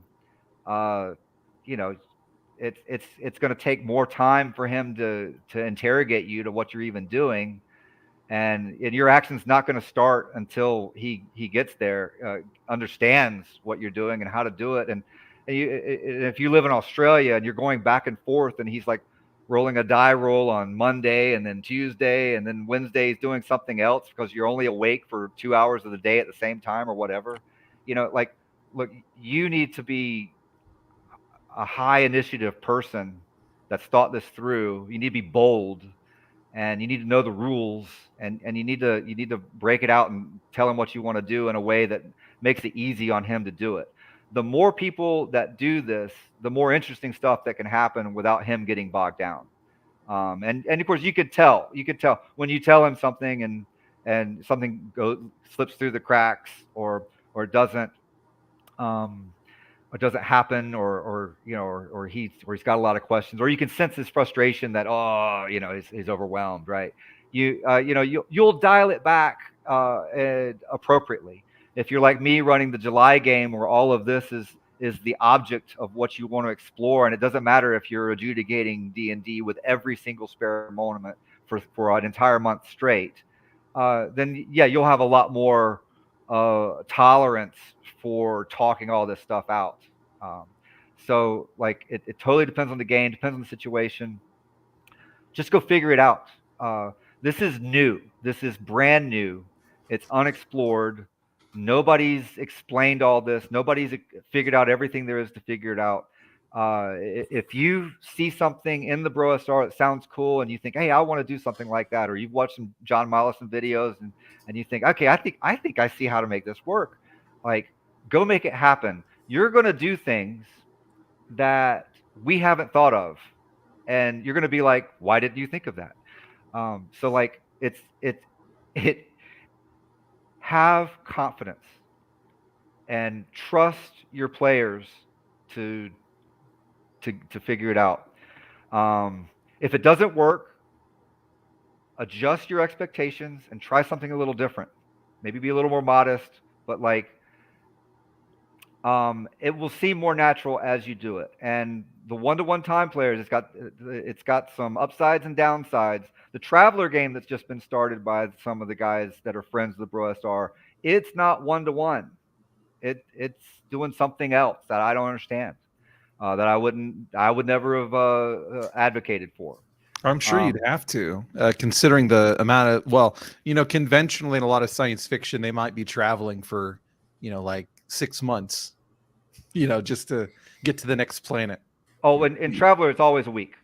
Oh, okay. Travel time's always a week. So yeah. But yeah, that's weird. So yeah, but no, I'm really doctrinaire about the rules that are clearly stated and that we understand. But these Bronsteins, there is not one way to do a Bronstein. And a campaign like Trilopulus will have multiple Bronsteins at once, some of which are running hot, some of which are kind of like simmering in the background, some of which will get turned on again when certain events transpire, or like a certain player's not sick. But some of these are gaming traditions which are inspired by the rules, and sort of taking the rules to their what we would regard as their natural conclusions. Yeah.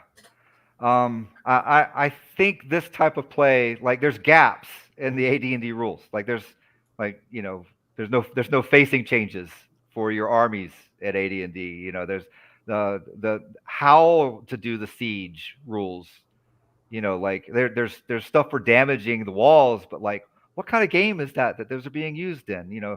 There's some interpolation that you have to use to put into practice the things that are there. And when you run a Bronstein, I think doing that will become more natural to you if you just try it. Blaine Crichton, man, I wish I could like delegate a lot of stuff for my campaign to John, but he was super nice to do that. Didn't have to do it. It created a lot of interest and a lot of excitement, and it energized everybody in the campaign to do more with the campaign and to be more bold with it and to do more awesome things. Yeah, but he is delving into topics that are bigger than Jeffro. He is doing things that I didn't know you could do. He's solving wargaming related problems that I didn't know could be solved. And he's got a community there of people that know stuff that I don't know, that know all kinds of rules and games I never even heard of. Stuff I thought hadn't been done. That's a really, really important channel with a lot of stuff going on that it's probably going to be a few years before most people will even start to appreciate how important what he's doing over there. Well, I feel like I've hit. I mean, so here's this comment. Michael says, I don't really understand the debate. Are there dudes playing AD&D who prefer Raw? Who's upset at who? Who are we against? Yeah, who's the bad guy? Yeah, rule zero thinking is the bad guy because it destroys games. It's a lazy excuse to not create a game. It's a means by which people pretend to play a game when they really don't. And I hear all this talk about how smart the rule zero people are and how exciting their game is and how many problems it solves. But if they could describe to me what works for them in a way that I could replicate it, they will have created rules at that point. The fact that you can't replicate what they're talking about means they're pulling a con. It's a 40-year con. And all the big think pieces about how this is the evolution of gaming. You know, like we run war games with a referee the way the guys did in the early 70s. And yeah, you can't put it in a box, you can't sell it. And is that replicable?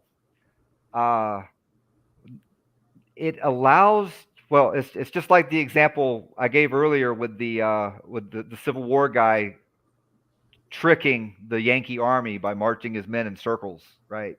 You know, like you're gonna have the players are gonna come up with things that no game has ever done, and you're gonna have to make a ruling. When you start doing all that stuff, you're gonna be able to take your game to places that you never dreamed you could take it. You're gonna be able to handle anything. And is it replicable? You know, the success that I felt that I got with my level of military history, my level of acumen, my level of gaming knowledge and scenario design and everything else, I had a lot of successes that leveraged what me and my friends could bring to the table. You will too. It's going to be different. You're going to be able to solve different problems because you're going to have different assets than we did, and that's great, you know. But you're going to use the same techniques that we've described here, and those techniques will work for you. You'll be able to replicate our rulings and evaluate them for quality yourself in a way that somebody who says, I let the weather is whatever I feel like it at the time, or the monsters flee whenever I feel like it at the time, in a way that you can't replicate the games of those people. Yeah, nobody asked this, but Alexander McChrist wrote a book about RPGs and said that rules-light games will become rules-heavy games over time, because every time you make a ruling, that's going to have to be incorporated into your house rule book. So there's no such thing as a rules-light RPG. And on the one hand, he's right, because we found a lot of stuff in the rules-heavy AD&D that just worked better than winging it in BX did. On the other hand, as we have played AD&D, we have not felt the need to accumulate our rulings into some kind of document, because the scenarios are so varied from week to week and month to month. The type of things that we make rulings on are so unusual and so unrepeatable that there would be no value in having, like, a perfect record of all our rulings would be session reports. Ultimately, they would be identical. That they would not be rules. So Alexander McChrist, he gets partial credit. He was right about basic being insufficient. He was wrong about this process of a gradually expanding rule book being inevitable. The early 70s type of game that was lost that the BROSR has recovered doesn't need that kind of fine tuning. It doesn't need the things that people bred on the results of the RPG industry think it needs.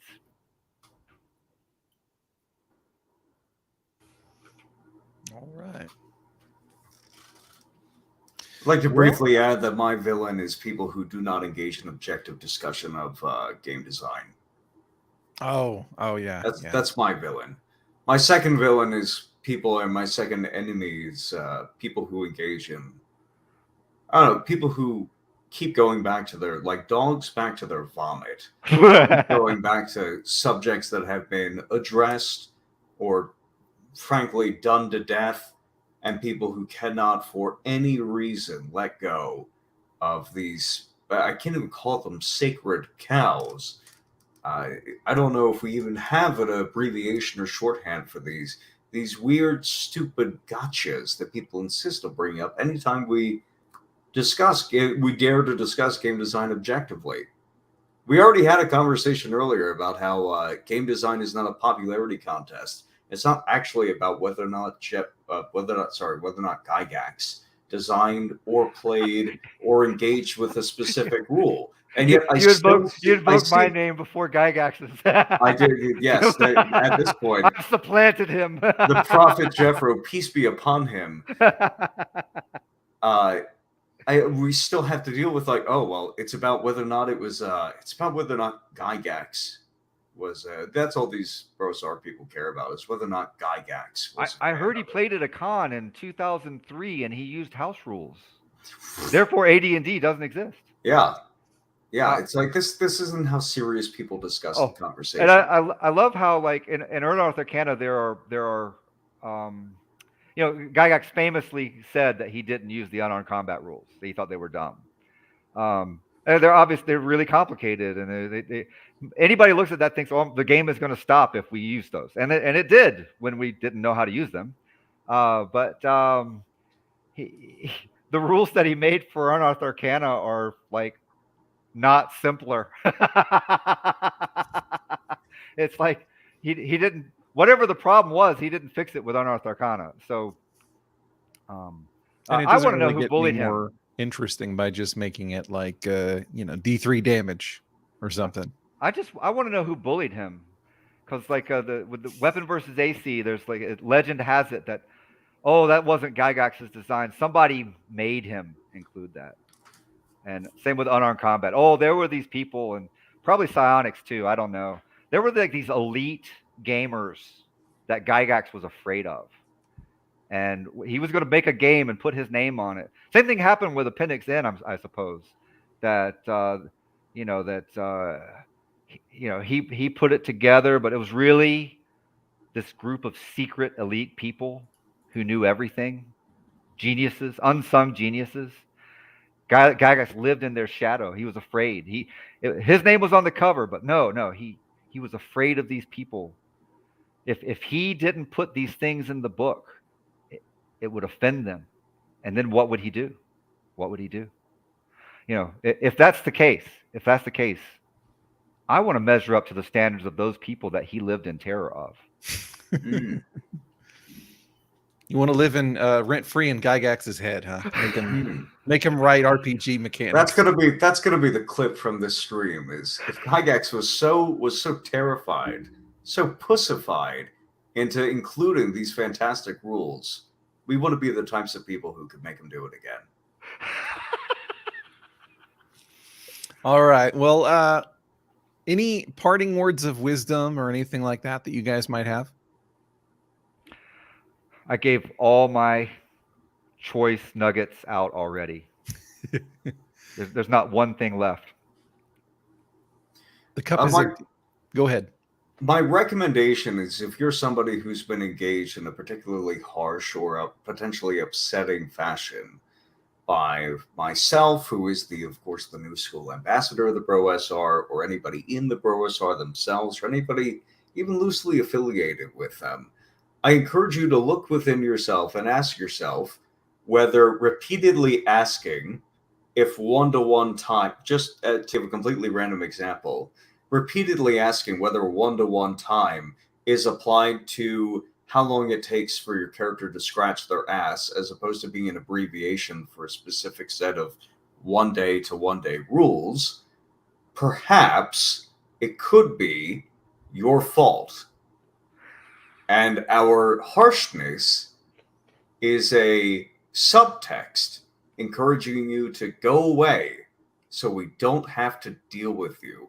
Using this particular, just completely random example, on a serious note, because people were repeatedly complaining about, like, oh, your message would get out so much further if you just weren't so harsh. No, it has gotten out. Jeffro has not necessarily been credited in all instances, but if the tabletop role-playing game space is a short bus, we are in fact driving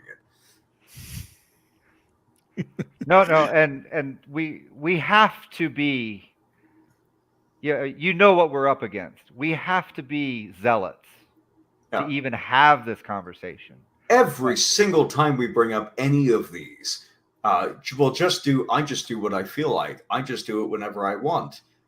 And then we have to spend time, every single conversation, spend half of it or more explaining why attack rolls are not adjudicated through DM fiat, the attacks are not adjudicated through DM fiat. We have attack rolls because we as designers have decided that if the DM was there to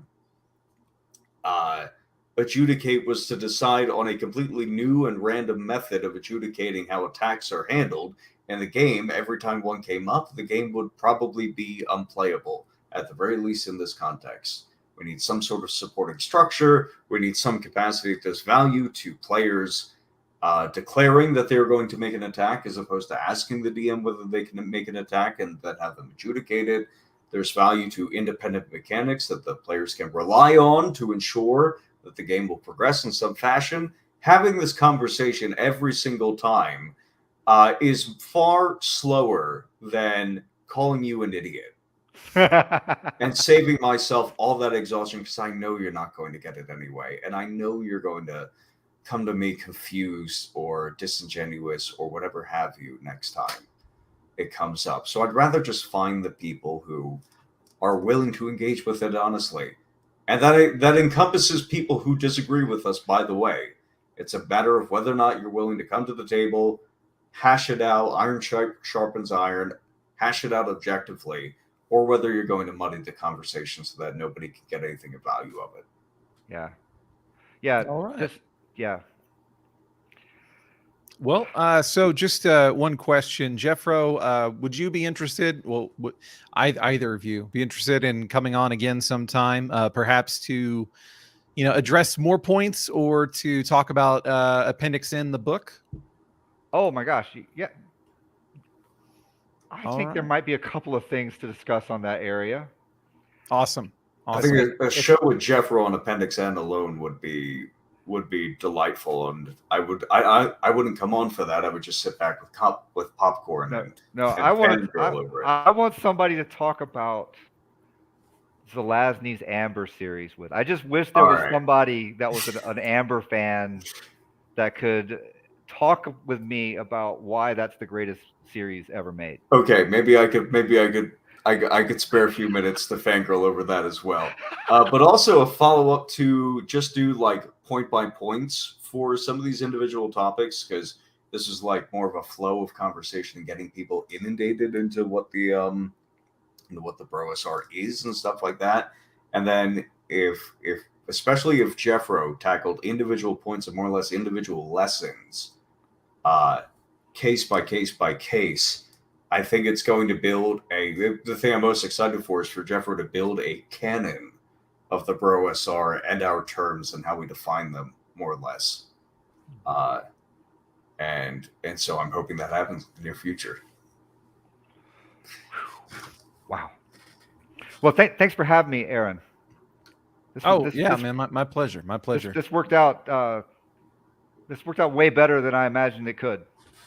No shade on you. I mean, it was just it's a tough set of topics that it's hard to navigate, and I feel like this really hit the mark. Well, this would have been a very different stream a couple years ago. Yes. I would have been like, "What's wrong with you? Stop making fun of my OSR games. You're so mean. Why are you hurting my feelings?" Yeah. So Diogenes, the student, this is an easy question to answer. What edition do you guys prefer? 4th edition. It's my favorite. Advanced Dungeons and Dragons, the core books, Monster Manual, Player Handbook, DMG, Deities and Demigods, with Monster Manual 2 and Fiend Folio thrown in because you always need more monsters. I don't care for Unearthed Arcana or Oriental Adventures in view of how they impact my campaign. I don't like them. But that's the gold standard. If you want to be acculturated into mid-70s miniatures club wargaming and role-playing games, playing AD&D as written is the best way to get there. It will train you to think like they did. No other document captures the brilliant insights that this culture and community had. It would be lost if we did not have what Gygax wrote. The guy in the chat saying Gygax wrote it to take money away from Dave Arneson. You know, look, he gave you a recipe that will give you results that are like what Arneson was doing. And Gygax lacked the imagination to even think what a different type of game could be at that point, other than what he received from Arneson. So the narrative that you tell each other to make you feel better about how bad your role-playing experiences are doesn't correspond to reality. All right. As for what Hank says here, let's see an actual debate instead of just one side being condescending, though. And I get debate all the time. I take the hardest questions all the time. Man, try somebody else. Try somebody else with that, okay? You know, give me a break, man. Well, I was just going to say, in this case, I really don't disagree with much of what you're saying, as much as some things just how you say it. So, like, there really isn't too much to debate, you know. I'm not good at talking to stupid people, Aaron. Well, so I guess thank you guys again for coming on, and Absolutely. You know, looking forward to future discussions. Absolutely, man. No, this is fun. This is a lot of fun, and I can't wait to do it again. Thank you. All right, appreciate it, y'all.